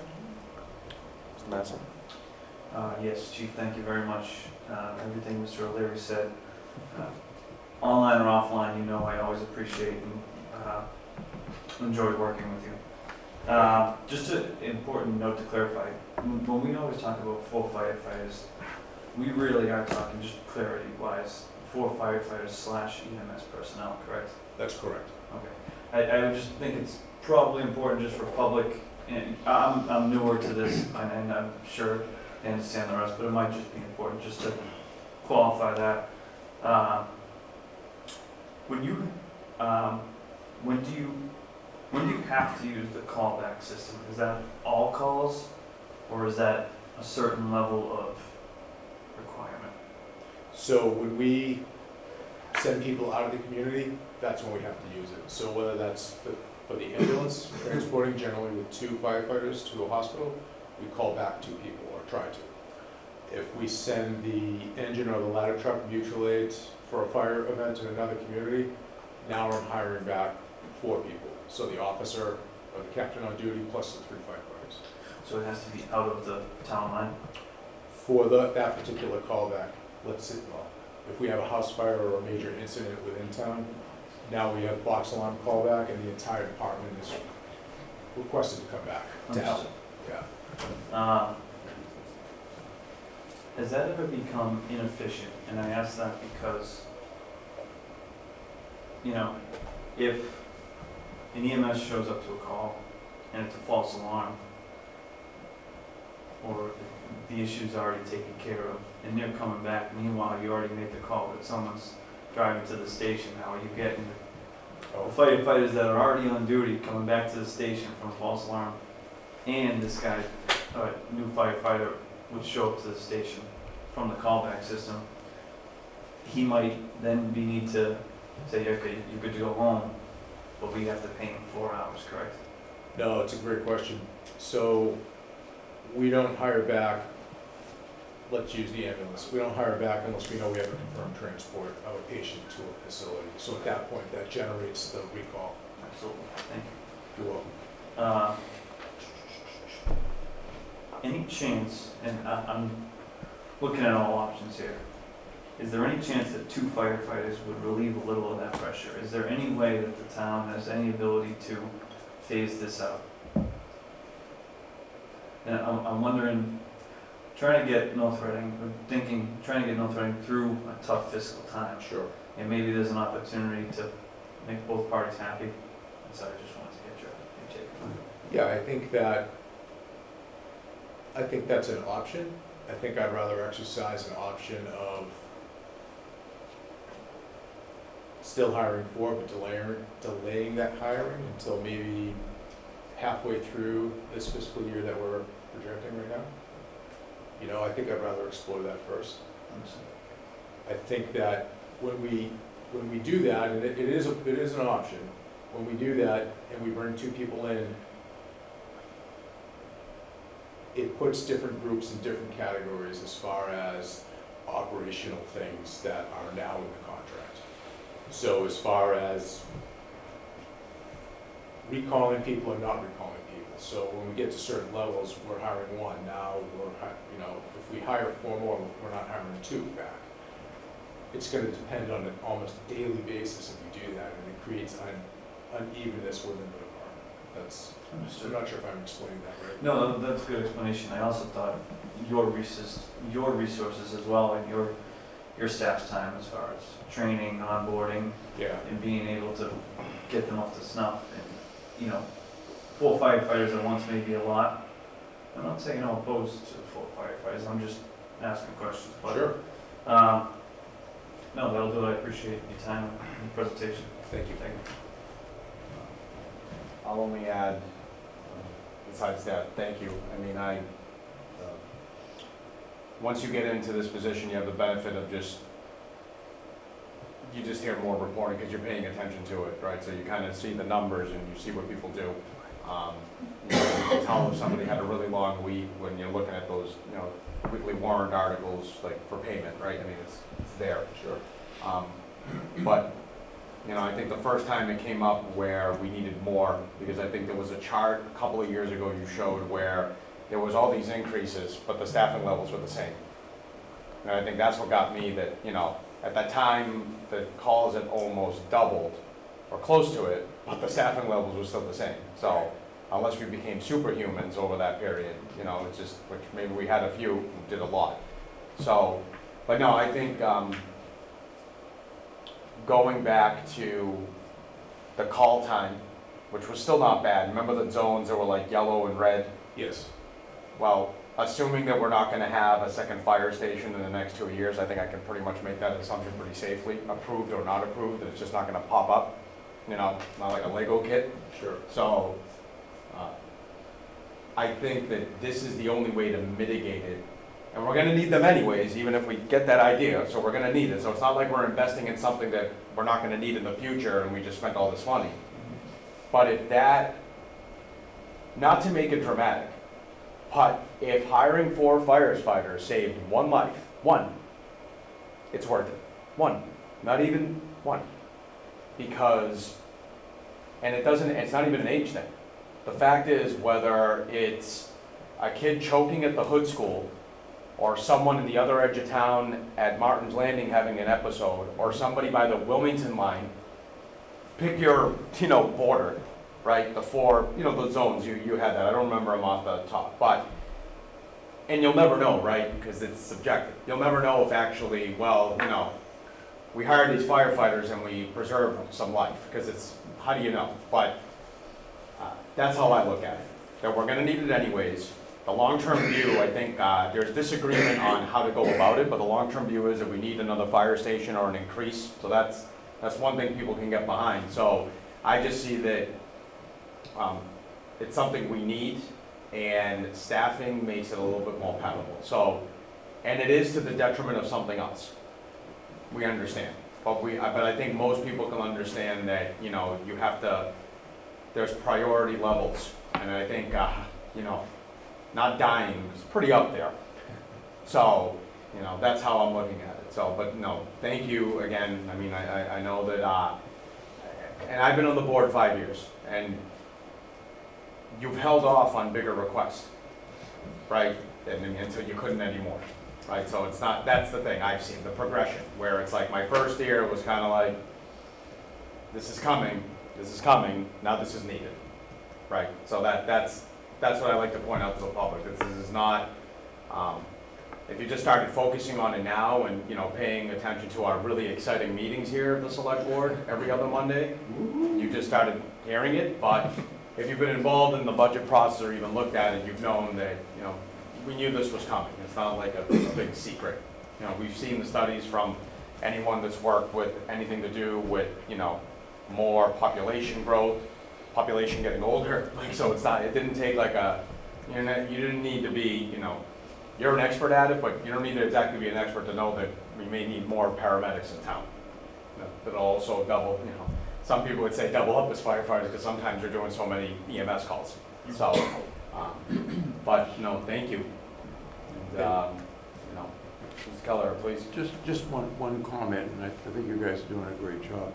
It probably would be worthwhile saying again, I know you talked about it earlier, that the increase of $922,000 or 24% is not just for hiring 4 new firefighters.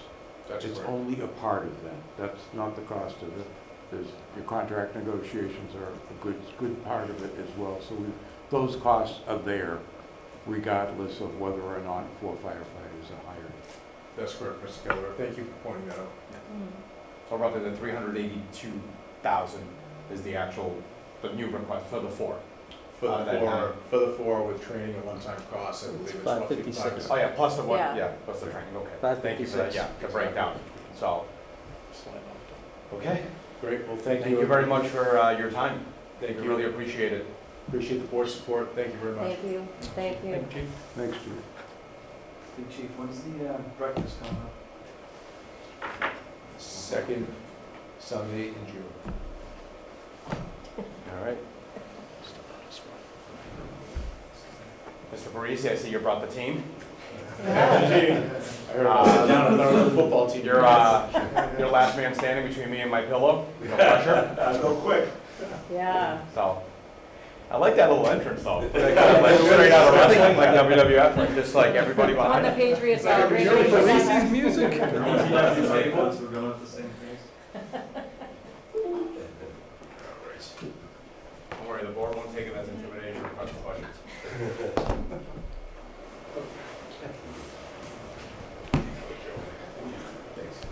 Thank you, Ismail. Thank you, Chief. Thanks, Chief. Thank you. Thank you very much. Have a nice night.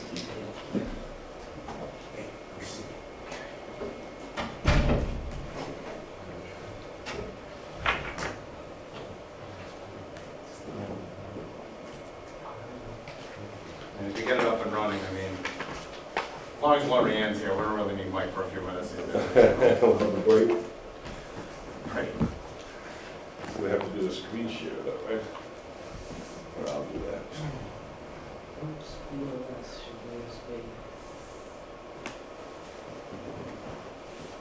Yeah, I get this is the shares, it's not sharing right now. Let's see. No more snow this season, right? We're good? Still,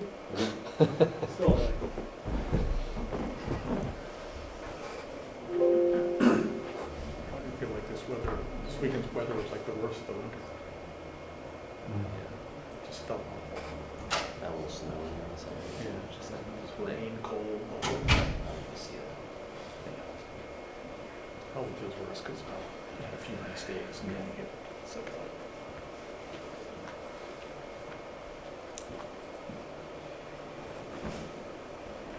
All right, I think we're good. All right, so first let me introduce my team. So I'm Director Joe Parisi. Behind me I have Town Engineer Dan O'Donnell. I also have Facilities Manager Todd Vocal, Water Superintendent Matt Prince, and Operations Manager Chris Dunning. And any opportunity I have to use their knowledge, I may insert that into the presentation or have them answer some questions at the end. So here we go. So basically an overview of the Department of Public Works budget will include sanitation, fuel, administration, engineering, roads and streets, snow and ice, street lighting, tree care, machinery maintenance, cemetery, town buildings, stormwater, and water. The FY26 budget preview. So for the sanitation budget, we're looking at a budget of $1,486,000, an increase of $40,829. So that's a 2.8% increase. That's mainly due to contractual increases in trash collections and disposal. The fuel budget, $215,000, represents a $10,000 decrease, 4.4% decrease. DPW budget overall, $3,275,000, an increase of $123,000, 3.9%. And then the water enterprise budget, $5,433,000, a decrease of $78,750, or 1.4% decrease. The FY26 budget cost decrease breakdown, we're looking at an increase in sanitation, collection, disposal expenses due to contractual obligations, decrease in fuel budget based on lower forecasted price per gallon and minor downward trend in fuel use. Increase in DPW division personnel costs of $136,781 due to contractual obligations. The increase in combined DPW division expense costs of $12,461. Decrease in DPW division miscellaneous small capital requests of $26,000 over last year. Increase in water enterprise personnel and expense costs, $73,924. Increase in water enterprise indirect costs of $13,434, but a decrease in water enterprise debt service costs of $166,000 at this time. I think there's some additional, debt obligations or I guess going on right now. So that will be adjusted as that's known as we go forward. So the sanitation budget, FY25 budget was $1,445,000. The budget request $1,486,000, again $40,000 increase. Personal service costs is level funded. Increases in cost for collection, solid waste recycling. The FY25 budget amount $911,000 is now $938,947. Increase of $27,000. Increase in cost for solid waste disposal tipping fee.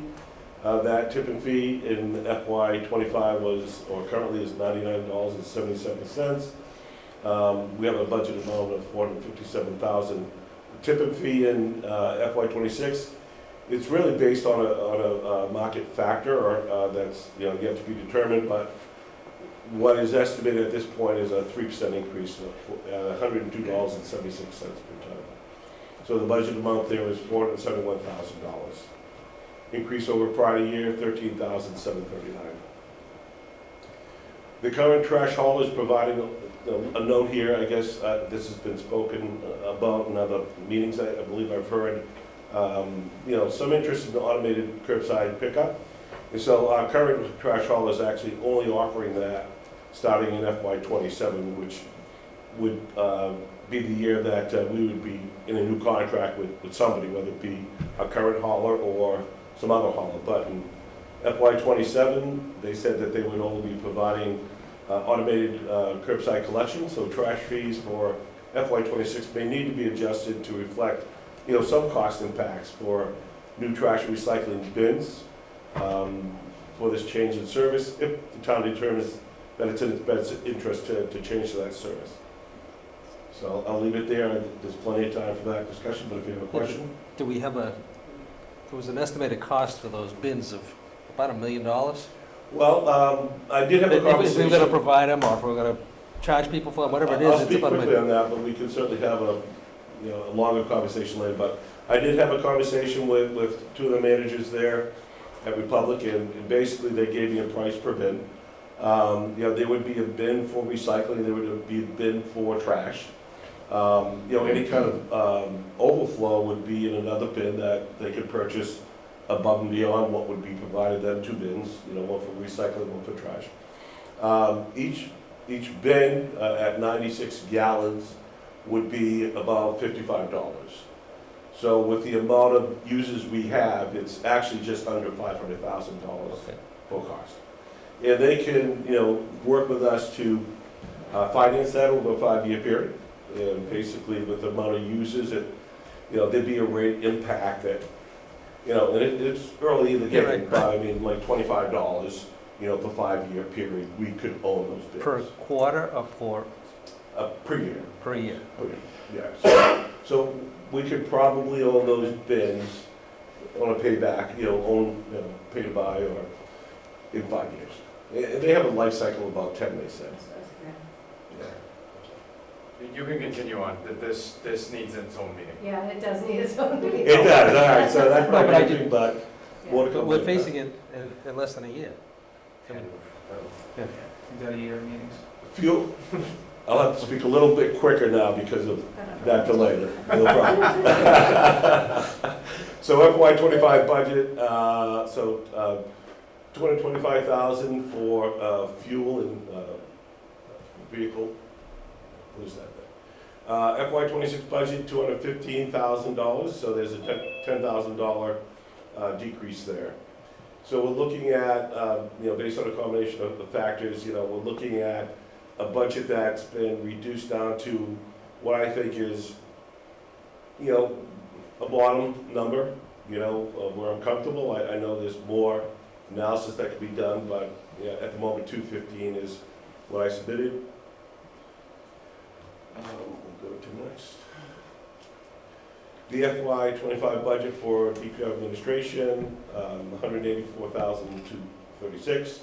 Currently, our budget request for '26 is $194,766, increase of $10,530.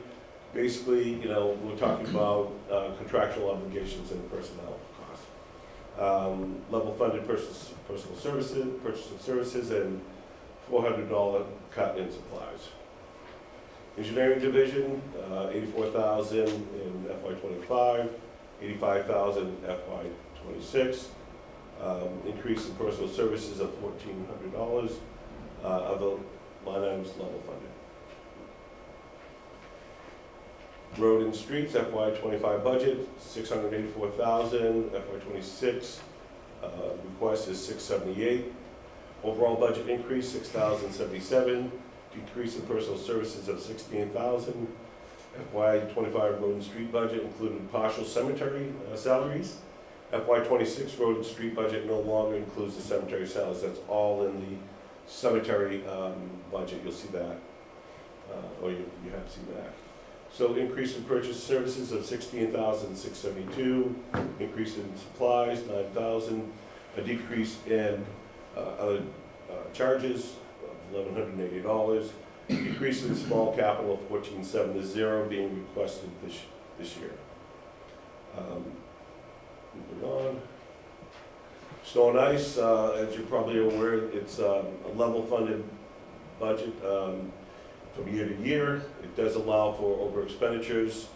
FY '24 expenditures were $407,000. I don't even think, Chris, that was really a snow year necessarily. No, I think we had a lot more breakdowns and repairs last year that contributed to that. The FY '25 budget was $175,000. Currently, we're at $396,000.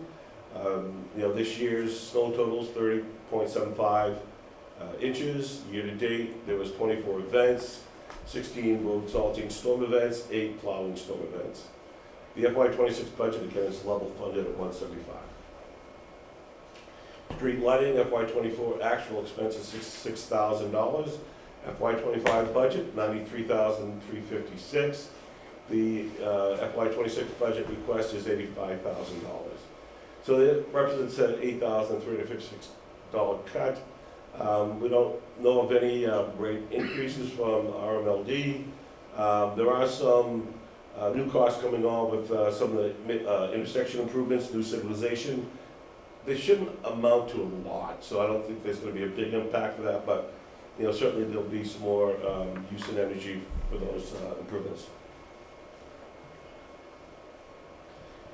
Tree care, it's a level funded budget, $55,000 last year and $55,000 being requested, or this year I should say. Joe, quick question on tree care. Sure. Has there been any thought to purge, what's dead trees around here? And the reason I ask that is just a lot of the issues that came with California was because a lot of it was dead and they didn't manage it. Is there any thought to find areas of dead trees and remove them just in case? Well, I mean, it's always good to be proactive about that. I mean, there's a lot of town property that is, off the roadways. It's, into the woods, very difficult to do any of that. We're certainly not budgeted for that. Sure. What we're capable of is trying to deal with, issues that come up, emergencies. As far as trying to get ahead of the game, I mean, we looked for a tree care crew a couple of years ago, I guess it was now, Chris, right? And so, the budget really couldn't afford that. We're probably in a similar situation now. But we'd like to, we certainly would like to. Machinery maintenance, so FY '25 budget, $348,000, FY '26 budget, $370,000. Overall net increase, $21,000. Increase in personal services, $22,000. Increase in purchase services, $4,000. Purchase of supplies is level funded. Net decrease of miscellaneous small capital, $5,500. We're looking for $4,000 in the small capital to get new tracks for the skid steer. Cemetery and grounds, so we have a $212,500 budget currently. We're looking at a request of $305,508. All right, so this is where the increase in salaries is because of just where we allocated the cost for the three positions in that department. So overall net increase $93,000. The increase in personal services $97,000. Again, the change in the salaries. There's an increase in purchase of services $1,000. Level funded in purchase of supplies. Increase in other charges and expenses of $1,000. A net decrease in miscellaneous small capital of $6,000. We're looking for $10,000 small capital to do new section layout and marker setup. So if you're not aware, we're expanding the cemetery. We're running out of space in the existing areas. So Chris's crews have been sort of working in an area. They've got that all roughed in. They need to do some paving of a roadway around that section, and then internally within the area where the graves are, you lay out the lines, you put the stones in so you know exactly where all the lots are. When you go to sell, that's how you identify what's going on. So there's a $10,000 capital request for that. Town building budget, so we have FY '25 budget $843,000, FY '26 budget $846,000. There's an overall increase of $2,763. Increase in personal services of $17,000, but a decrease in purchase of services of $22,635. Line item budgeted set. There has been some decreases based on low contractual obligations or lower planned expenditures from these line items. Talking about water bills that we receive from water superintendent for our town buildings. Yes, the town pays for its water. Custodial services came in lower. Repairs and maintenance and security will be lower expenditures planned for. Increased in purchase services, purchase of supplies of $10,000. We're talking about building supply line items that are buying. I guess it'd be like supplies for the buildings, toilet papers, cleaners, and things like that. And those costs have been going up, and so we're trying to keep pace with having enough money to actually fund those supplies for the buildings. The decrease in other charges and expenses of $1,640. Miscellaneous small capital, it's a level funded. We've been trying to sort of keep pace with building needs, interior and exterior. The FY '26 miscellaneous small capital is going to focus on repairs to the fire station cupola and interior and exterior paintings of town buildings. Stormwater, FY '25 budget $471,281, FY '26 budget $479. Overall increase of $8,500, increase in personal services $3,500, reflects contractual increases. Increase the purchase of services $5,000. There's increases in police detail line item of $5,000 for the costs associated with a culvert replacement project that we plan for FY '26. So whenever we're out there in the streets doing culvert repairs, we obviously need police details to keep the construction so safe. 1 second, Mr. Green. Do you have a question on the last slide? Well, I guess I have a question on this slide now. So are we paying our police officers anyway? Do we just pay ourselves? What's this? I'm sorry, can you repeat that? You're budgeting money for police details? Yeah, there's a transfer from our department to the police department, I believe is how that works, yeah. We pay the salaries of the police anyway, that's what I'm getting at. So it's hired beyond the shift coverage. So if it's a detail that's assigned, it's not the patrol, it's in addition to it, so. Thank you. I will say there's, I think, plenty of different instances where we're using operations, the on-duty cruiser to assist. I mean, it happens every day, or probably many days. But there are instances where there's, a need for detail. All right. So water enterprise fund. So FY '25 budget, there is personal services $815, expenses $2,880,000, indirect costs $537,000, and debt service of $1,279,000. So in the FY '26 budget, personnel costs of $817,490, increase of $2,767. Expenses, $2,951,793, increase of $71,000. Purchase of water from Andover makes up a good amount of money. We are, there's a net increase of other expense line items of $7,550. Miscellaneous small capital, none requested. Indirect costs, $550, increase of 2.5%. That's sort of a standard percent increase from year to year. That's indirect costs are costs for, services that the Water Enterprise Fund has for, different costs that are really absorbed in the general fund. This money is transferred to the general fund. It could be, part salaries of personnel that are applying the accounting or, health insurance. There's a number of different things that make that up. Debt service estimated at $1,113,000, a decrease of 13%. Overall budget change, $78,750 decrease. So note here, water rates for FY '26 will still need to be taken into account the expiration of the water supply contract with Andover on June 30th, 2027. That's the end of fiscal '27. So in order to build up a reserve to subsidize basically a significant jump in the rate Andover charges North Reading at that time, and avoid rate shock to our water users. We've talked about this in prior years. It continues to be our plan, and we're looking, for the future to sort of have a mild transition to the rate we need to be to sort of reach our a bill rate that will be at a higher percentage. There's a significant difference now between what Andover charges its residents and what we actually pay because of a good contract that we made with them some years ago. Mr. Chair. Quick question. Miscellaneous capital, $0. Total concern. Yeah, so that's small capital, so, not to be confused with any significant, large capital projects that we plan. I think even this year, we've caught up. There was a study done that sort of represented issues that we need to address in the water department, like replacing small mains. A 6-inch main should really be an 8-inch main, and identifying those and replacing those over time is what's been going on. I think we've pretty much caught up with that. We've done a significant amount of large water main replacements over the years. Main Street was done when I first got here a few years back, and we continue to take care of those things that were identified in the study. We are going for another study to sort of get an update of what our infrastructure replacement needs will be. I think, Matt, you're proposing that in the capital. So right now we're sort of like on a maintenance mode of $200,000 for the larger capital projects to do, maybe service line replacements and things of that nature. We're focusing currently on our water tank. We got a Swan Pond project where we're going to basically sort of resurface the entire tank inside and out. So that'll be happening. So we got a good bit on that. Yeah, that came in under budget.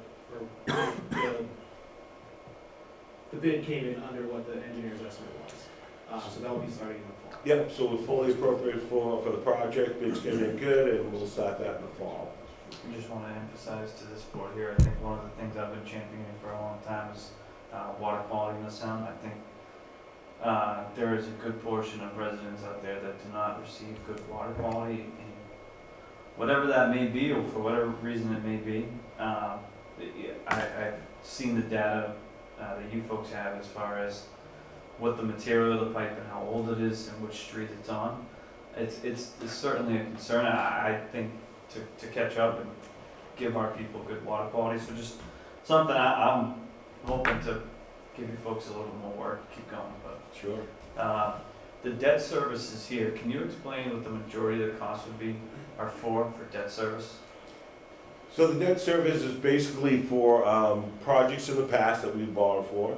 So there's a debt schedule over a period of time, typically I'd say 20 years.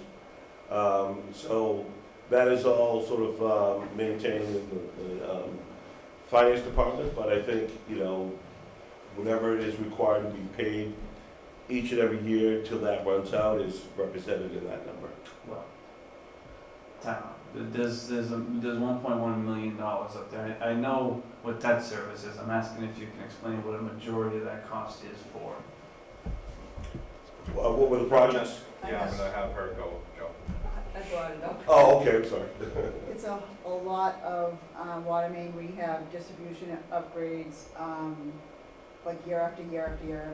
Every 2 years, we've been budgeting hundreds of thousands of dollars, 300, 500, 200 for all different distribution improvements, water main rehab. One was an excavator, water main, water distribution improvements, water storage tank, storage tank painting, water main rehab again in 2019, so pipe redundancy, so it's all mains, rehab, tanks, Excavators. one excavator, yeah, it's a long list. $3 million in improvements in the main street, North Street corridor, when we connected for chemical feed plants. Those are all more recent, past 6 The years. state didn't help us out with that at all? They paid the other It's a $3 $6 million. million, yeah, $6 million project. Do you know when the biggest majority of that debt service is coming off? 2 years, 5 years, 10 years? Just ballpark. Drops a few $100,000 in like 2 years, That's pretty good. and then it drops like 20 to 50 each year, not a lot. Okay. We do have more that we're doing a temporary ban on the latest, what was appropriated last year, so that will go a year before we go permanent on anything else. Okay. Thank you very much. That was very helpful. How many slides you have left, because then I'll open it up. I think, So do you have a question on this one yeah, specifically? for this one here, just a couple of questions and comments. One to Mr. Massey's point, in relation to, water quality in certain areas of town, it's more directly related to the distribution system, the piping. It's not the quality of the water that we're getting from Andover, because that's fine. It starts with the water in Andover. I think, Matt could probably elaborate a little bit. Whenever, if they have an issue in their system, Right. it Yeah, will they- come into our system. Right. When I say issues, it's mostly disturbances in distribution piping. So whether they have it on their side or our side, due to breaks or things of that nature, it stirs up sediments that could be in the piping. Yeah. Loosely laid at the bottom of the pipe. Yeah, I know this past year there was a decent amount of complaints that came into town hall from residents all over town. A lot of that has to do with Andover's been doing a lot of work in their infrastructure, so they've been moving away where their water directs from, so they have a very large system, and they have it in 3 different sections. So as they're working on certain areas, increasing their pipes, they're doing redundancy programs with themselves as well. Anytime those changes, anytime water changes directions, it can obviously cause some discoloration. So this past year, we had a lot of water. The water's still fine, everything like that, coming from Andover, but any discoloration, just like we would advise a resident to flush it out of a garden hose or a bathtub, we're kind of the end of Andover's system. So anytime that they have any discoloration or anything like that inside their water, we can get it into our town. And anytime that we get any calls up in the year to town hall, we're flushing hydrants, we're going to different areas of town to try to alleviate any of that discoloration that is coming to town. So as long as it gets to town hall, we're going out and we're maintaining it and making sure that we alleviate any issues that can come out from any of that discolored water. And again, as far as the contract that ends in 2027, that's from the initial first 10 years where they're paying us back $1 million, about basically $100,000 a year. But it's also limited by 2.5%. It's also limited to 2.5% a year increase, and then what happens is we then get tied to the lowest rate payer in Andover. At 95%. Right, so we're gonna get paid, we're gonna get charged at the lowest rate. We're gonna be their lowest paying customer, basically, going on. But that could, because of the differential, and I don't know that they've gone up 2.5% a year. They've actually gone up more than that. Have they? Okay. Yeah, they've been going up about 6+% since. Okay, so there'll be some catching up, obviously, which is what you're talking about here, along with the loss in the $100,000 Right, so that was credit. our concern. I think last year we, saw some information on Andover's website where they intentionally would be bringing up their rates quite a bit. I think they had some capital expenditures that, you know, were needed and I think are costing them, you know, a certain amount of, you know, debt service costs like, you know, we're experiencing for their improvements, that they needed to make those adjustments. So even though they may be going up 6%, we're still only going up 2.5%. So you can see how their rate's going up and ours is still, you know, at a modest climb. But when that contract ends, then now we're got 95% of what their rate is. And it's this, that's gonna be, you know, what we're trying to absorb or limit the And we've shock. been building up a rate reserve, increase. we've been building up a reserve for that over the last few years to Correct. do that anyway, so. Correct. That's good, all right. Thank you. Mr. Chair, can I just ask a clarifying question on that? Mhm. Through you, so does that mean there's no negotiation coming up with Andover? That Correct. It's set, the future price is set based on that 95% of their lowest rate? That's correct, it's a 99-year contract. It's a 99-year Okay. deal. Yeah, we didn't want I this remember- board I or remember future 99 boards years, having to yeah. deal with their boards ever again. But, I'm sure everybody's, on all sides are happy about that. actually, they are all happy about it now. They weren't happy at the time necessarily, but Right. I didn't make anybody's Christmas card list, let's put it that Hold way. on one second, just, because then we're gonna get to questions, although I'm gonna go to some of the other members as well. Do you wanna finish up and then take questions, or do you like this format now? I just, I don't want If to we're trip you on every gonna line. continue with water questions, I'll stay on this slide, but if, I'm almost done. All right, so then I'll take his recommendation, get the water questions on this. Go ahead. To Mr. O'Leary's point, it was more about the material, that's correct. But you mentioned that we're getting our water from Andover, which I know. How are we monitoring the quality of that water with testing, and how often is it? Yeah, so we test the water coming into town twice a day. We test it in the morning and in the afternoon, to test all the different levels. And then also, so our water is tested beyond anything. So Andover always has tested coming out of the treatment plant. They test it throughout their distribution system. Then we get it, and then we have all the same exact state and federal government regulations, and we test it again. So as the water comes into town here, we test it, and then we test it, like I said, in the morning and the afternoon. So the water is more than tested and everything like that. So the water's good quality. It's just, like I said, every system all over the United States gets some discoloration every once in a while, and we try to alleviate it as best as we can. Is there any way to hold Andover accountable in our contract that allows North Reading to recoup any issues with their water with negative testing results?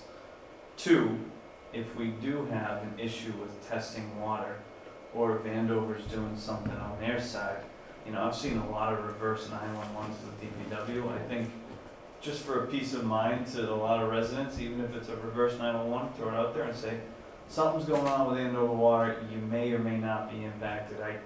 I think it would go a long way. And I'm always in constant communication with Andover's water department as well. Anytime we see it coming into town, and we see any discoloration, I'm letting them know. They're flushing out their lines on the town lines as well to try to, so they're definitely cooperating with trying to alleviate any issues that does come up, so. Understood. I have a question. Thanks, Matt. No problem. So,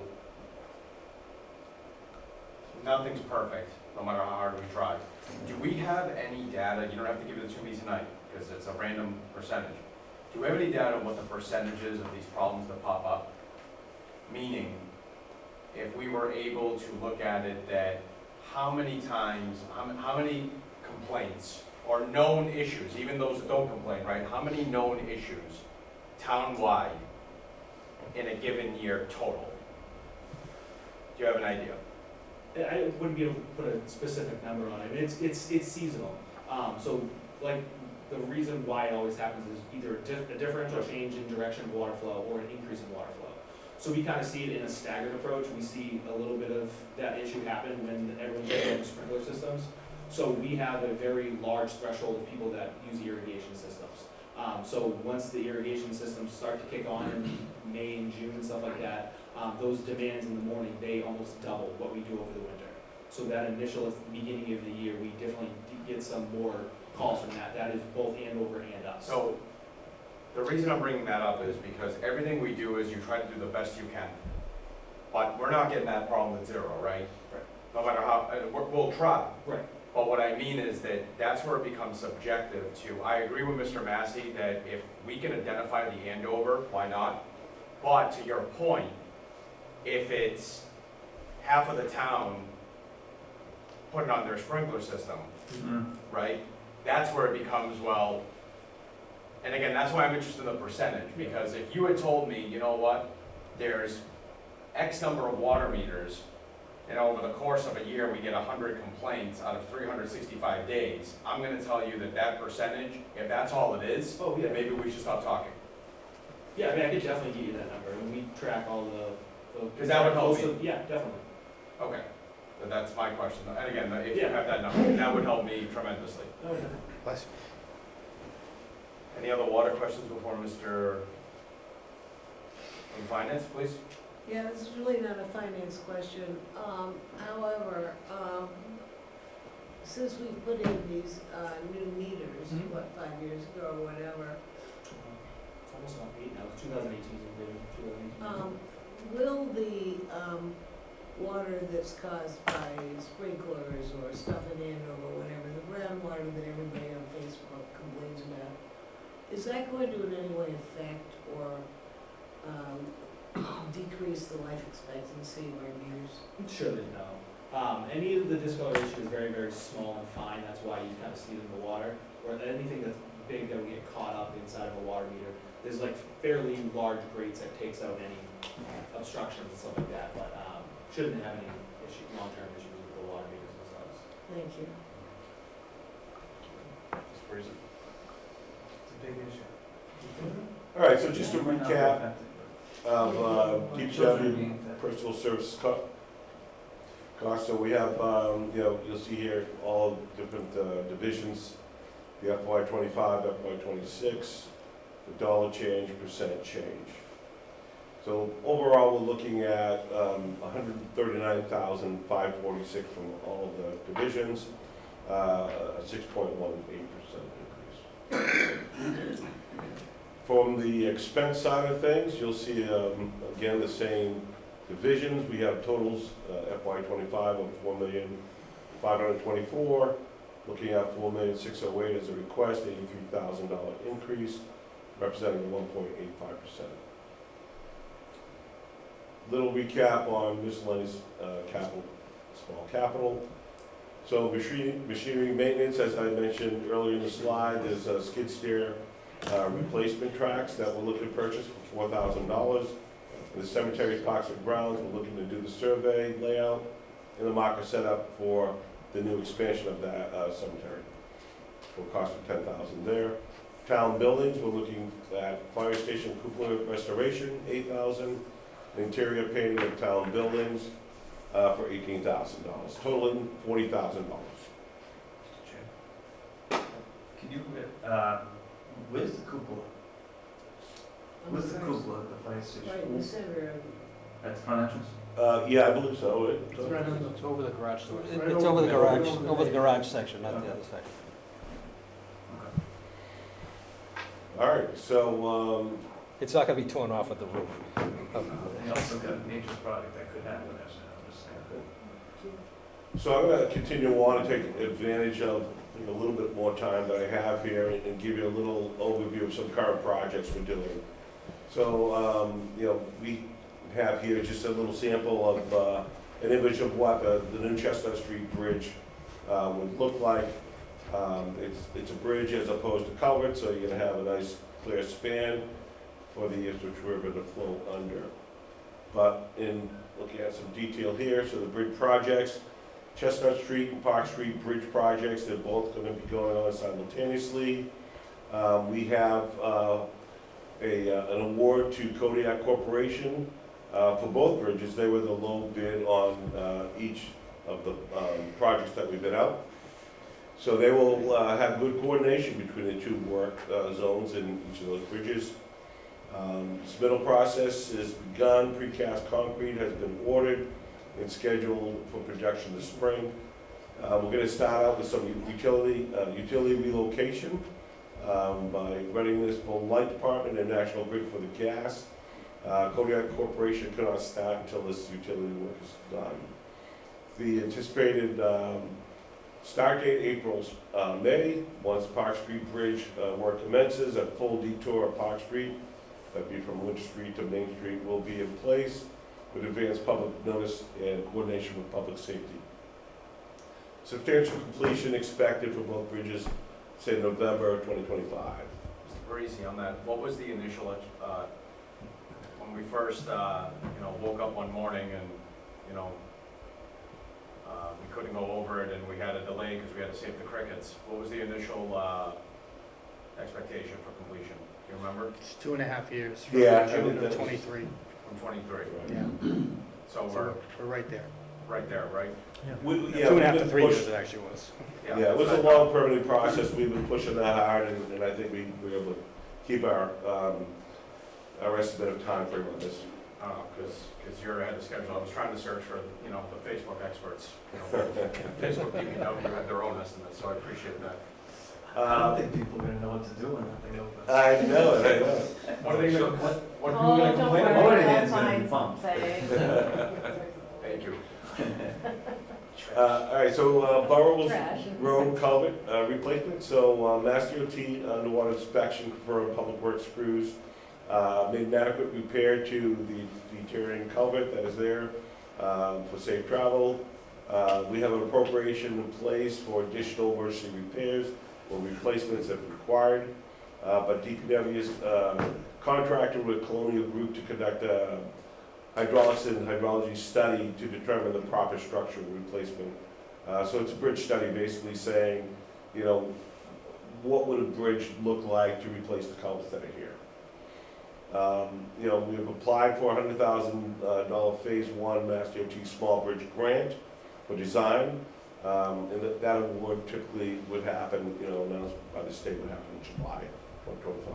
Mr. Chair, just to clarify, you stated that Mass DOT inspected and confirmed Public Works crews made adequate repairs. Right. Right.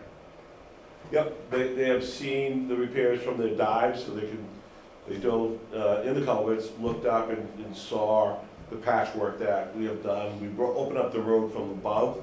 Chris, you can explain in some detail, but, what the crews were out there doing is opening up the road. There were some sinkholes that developed on the surface of the road.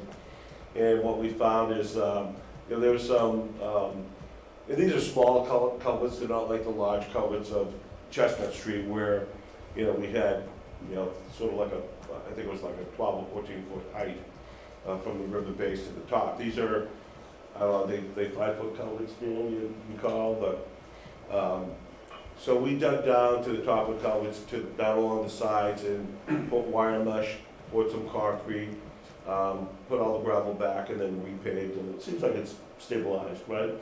So when the divers were there doing their last inspection from the state, they went underwater, they took photos, and they saw the repairs, and they determined in their report that the repairs are holding up. So, but we have, obviously we can do the same types of repairs if anything develops further.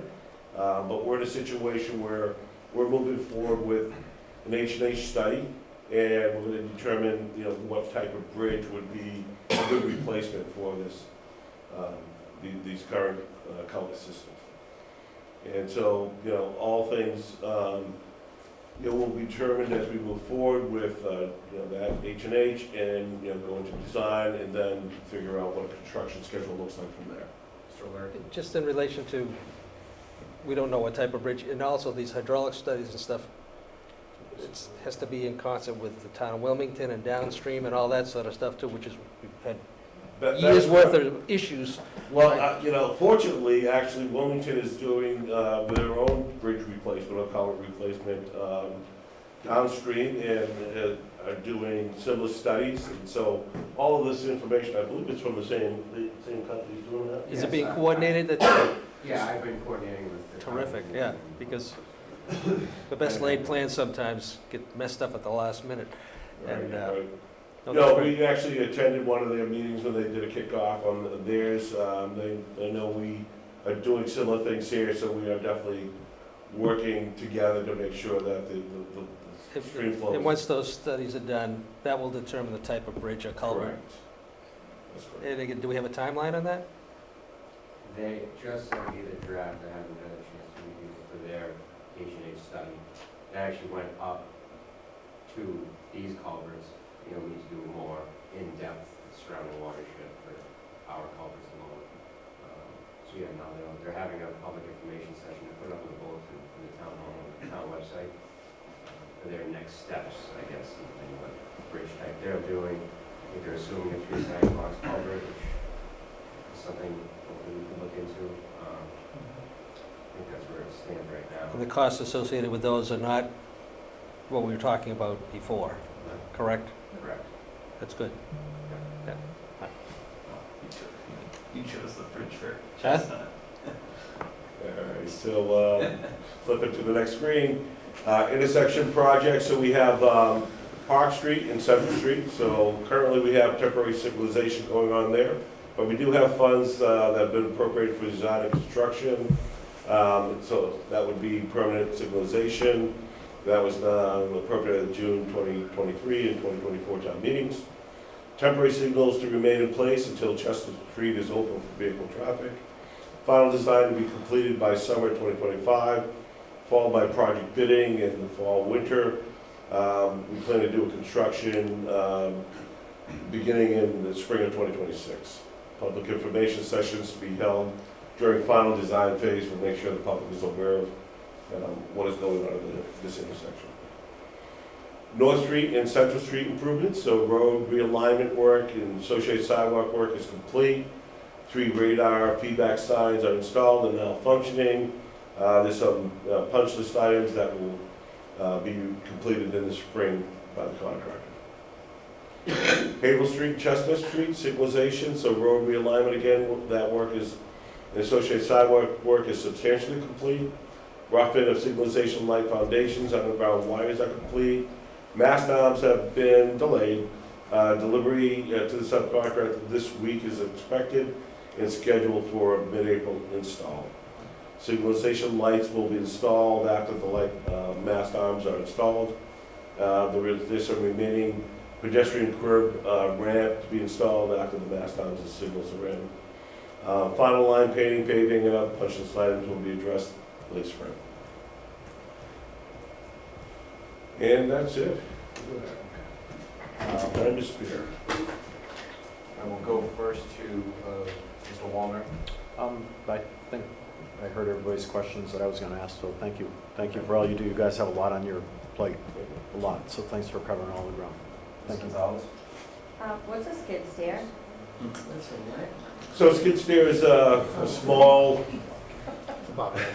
bucket truck, you know, it's got a Bobcat. bobcat. Oh, okay, Okay, all then right. there's sidewalk. Familiar with bobcats? Yeah. So that's another brand, I guess. Clean out. We'll plow I it, just there's never no heard sidewalk. No, that's different. Okay. Oh, it's got. There you go. Yes. Pictures worth 1,000 words, right, Mr. Massey? And Central and, is the permanent signalization, I don't see that. Park and Central, permanent, correct. So design Oh, this it's summer. just really Permanent, temporary. permanent signalization. Oh, there it is, okay, all right. Thank you. No, I'm good. Anyone finance, anyone else? The DPW has so many different components, and you can tell by Mr. Parisi's squad of people sitting behind him. It encompasses what would in many instances be its own department, let alone part of a greater good. And I think that Mr. Parisi, as well as the water department, buildings, town engineer, the barn director, I don't know, what, Chris Deming. Operations. All operations, all these people are to be congratulated on just a superior job. And I don't know how Mr. Parisi does it. I would be a nut job by noon. Because it's, the fire department and the police department really do a great job. But public safety is a little bit less complex. I don't mean to diminish in any way their jobs. But, you know, this is big and a lot. And they're all doing a great job, so thanks, guys. Thank you. Thank you for that, because I think I'll we've go back to always you, said sir. that. I just wanted to go to We everybody else appreciate before you, Mr. O'Leary. No, I did. I would like to acknowledge, all the different services that the Public Works Department provides to us. Again, you get your water, road, street maintenance, cemetery, you name it, the tree maintenance, everything that goes along with it, and they do a fabulous job. Trying to maintain our town buildings is just a journey unto itself. Not easy, and they do a great job on a shoestring. And again, what's your total staff? I mean, you're talking administratively, but I mean, what's the total staff? Yeah, I mean, I think that it's 18 in the guys. garage, Yeah. including myself, and then 5 of us. Under 25 people. Yeah, under 25 people, and all this work gets done. And I want to just add the office staff too. does a That's what I great mean, job including your because- administrative staff. Yeah, you know, That have there's to calls handle we got. phone calls from our constituents. Yeah, Amy and Jess, I mean, they feel a lot of Amy's calls. soothing voice over the code red calls, all the time, and communicating with the public. And again, the communication level has been terrific, as far as what's happening in the community and warning people what's happening in the section.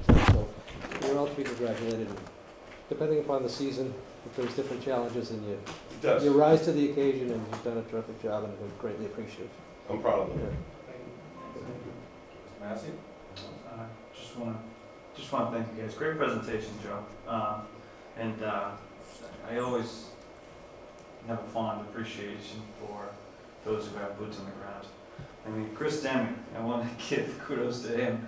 Paved my street. Not only is he the operations manager, but he'll get on top of the equipment and drive it himself. And, so I was shocked when I saw that. But so kudos to your department.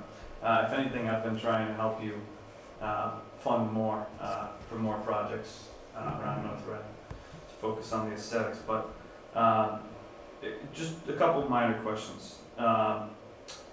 For fuel, how are we managing or monitoring it so maybe folks aren't able to use their personal vehicles? Well, I believe that, all of the vehicles have a particular key, if you will, that allows access and punching in a code that tracks every gallon that's used. We use that information from the software to build the departments. Could somebody, intentionally use that and fill their own vehicle?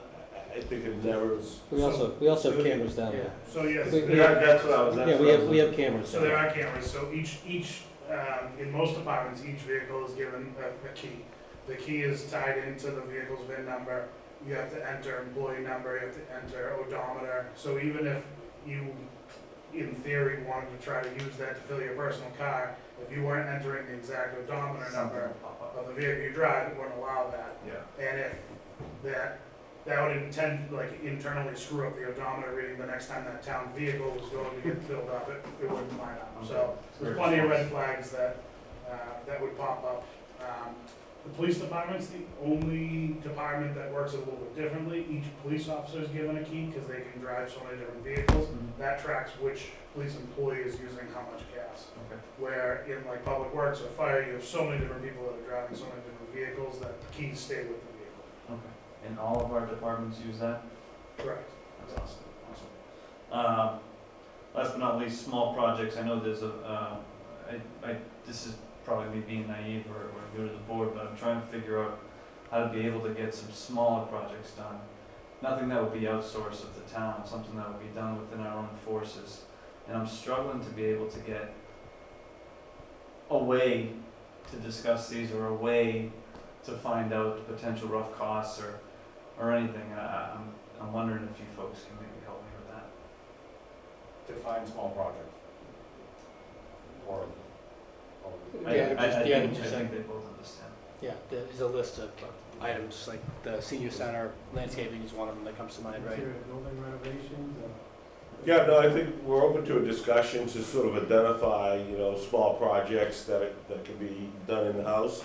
To be scheduled, obviously, I mean, there's a lot that goes on, as you just saw, but, I think there's always some opportunity with a little bit of planning and hopefully, enough funding to do so to make a difference. Yeah, and I just want to be clear to my board real quick that what I'm trying to do, or what I'm trying to understand, is just potential rough costs, feasibility more so, have conversations with these guys and be able to understand what can I bring back to this board for a consensus and say what your thoughts are. So this is more of me just wanting to understand feasibility of items and see. Yeah, I mean, And I know schedule, and I know you're constrained by schedule and staff, and so that's considered, but I, just minor things that I'd like to poke around. no, I mean, there's always opportunity, I think, if you're talking about, loan and, stone and things that we have around the yard to utilize those things for beautification type of projects, But if you're talking about purchasing,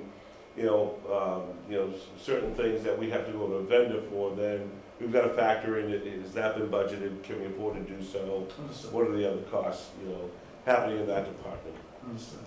During the good weather months, I mean, to talk to Chris, I mean, there's a lot of overtime scheduled for these other smaller projects and things to get done during the course of the good weather years, not the snow plowing time of years. I mean, I A saw some substantial pretty, number of projects are being done. I know. Yeah. I've seen some pretty good work come out of, the guys down at the garage building stone walls and just, we have the equipment, we have, some talent down there. When we have opportunity, can we do some other things that aren't our normal routines? We could with some advanced planning, some understanding of, what the challenge is. But, improving public properties is certainly what we do, so we don't shy away from that. Thank you, gentlemen. I have one suggestion, Mr. Massey, and that is that, people have come to me and said, why haven't we done this, why haven't we done that? It's not about you. But sometimes there are projects that are ongoing that they haven't got to yet, but they're gonna be doing in another month or two. So you might wanna double check with Todd or the DPW director and see if it's already in line. I mean, that's exactly what I'm saying, I've been trying to do. Oh, So, really? Yes. Oh, I thought you had projects up your sleeve, but, okay, sorry. Thank you, Mr. Chair. There's one question online from a finance committee member, from Nick Merlocka, who I'm going to ask to unmute. Nick, you should be able to unmute yourself. There you go. Yeah, can you guys hear me? Yep. Thank you, Mr. TA. Mr. Chair, through you, thanks, Mr. Parisi, for the presentation. Question on the snow and ice removal. Is the majority of the cost mainly the contracts for outsourcing for the removal? And so how many contracts do we have and how does that work? Thank you. So yeah, I would say that, depending on when the storm happens, I mean, if it's happened on a regular time, you'll see that, costs for our own vehicles and personnel are sort of absorbed in that budget. I don't know if Chris could tease that out of there, but, we do have quite a bit of contract costs, but only when snowfall rates are reaching a point where we need to call it. Chris, I'll let you comment further. The big breakdown for the snow and ice budget is obviously salt and calcium chloride that we put on the roads. I would say this year that's probably just shy of a third of the entire budget. After that, there would be overtime payments for the DPW employees whenever they have to work outside their regular 40 hours. All of the snow and ice repairs and maintenance, so any plow or any truck that's commencing in snow plowing operations, if it breaks down, that truck gets repaired under snow and ice. And then probably lastly is probably the contractors. I think there was 4 storms where we used contractors this year. I think off the top of my head, we have roughly 35 hired pieces of equipment that range from pickup trucks to front-end loaders and 10-wheel dump trucks. So sure, that's a decent amount of money that adds up as well, but it's maybe around a third of the total cost. Okay, excellent. So thank you. A year like this where not too much snow outside, maybe a foot snowstorm that was bad, most of the cost is in-house per se, and we're not really needing to deal with too many contracts. So the $400K that we've seen last year, this year, maybe the year prior to that is mostly our cost, right? Well, salt, as I think Chris had mentioned, when you don't have snow, a lot of times you'll have freezing temperatures, rain, And so there's a lot of cost that's associated with purchasing road salt and continually just going through that cycle of spreading it on the roads and filling up the shed again. Perfect, thank you, gentlemen, appreciate it. Welcome. Thank you. All right, well, thank you all. Thanks, guys. Thank you. Thank you, guys. Just one more acknowledgement of the union. One That more. would have to be, that had to be the shortest negotiations I think I've ever been involved in. Yes, You that know, was short. they came in, they knew what they wanted, they were reasonable. Fantastic. It must have been me and Mr. Walner. That wasn't the problem. Yeah, no, it was terrific. Were we that tough? I guess so. That they, You have to read the Thanks, everyone. Thank you, Joe. Chairman, I move to adjourn at 9:52 p.m. Second. Motion by Mr. Massey, second by, Sure. he already said Mr. Okay. Wallner. I was already writing it up. Any further discussion? Hearing none. Didn't even wait for that. All those in favor? Aye. All right, thank you. Hey, Chris, well done with the hockey team. No.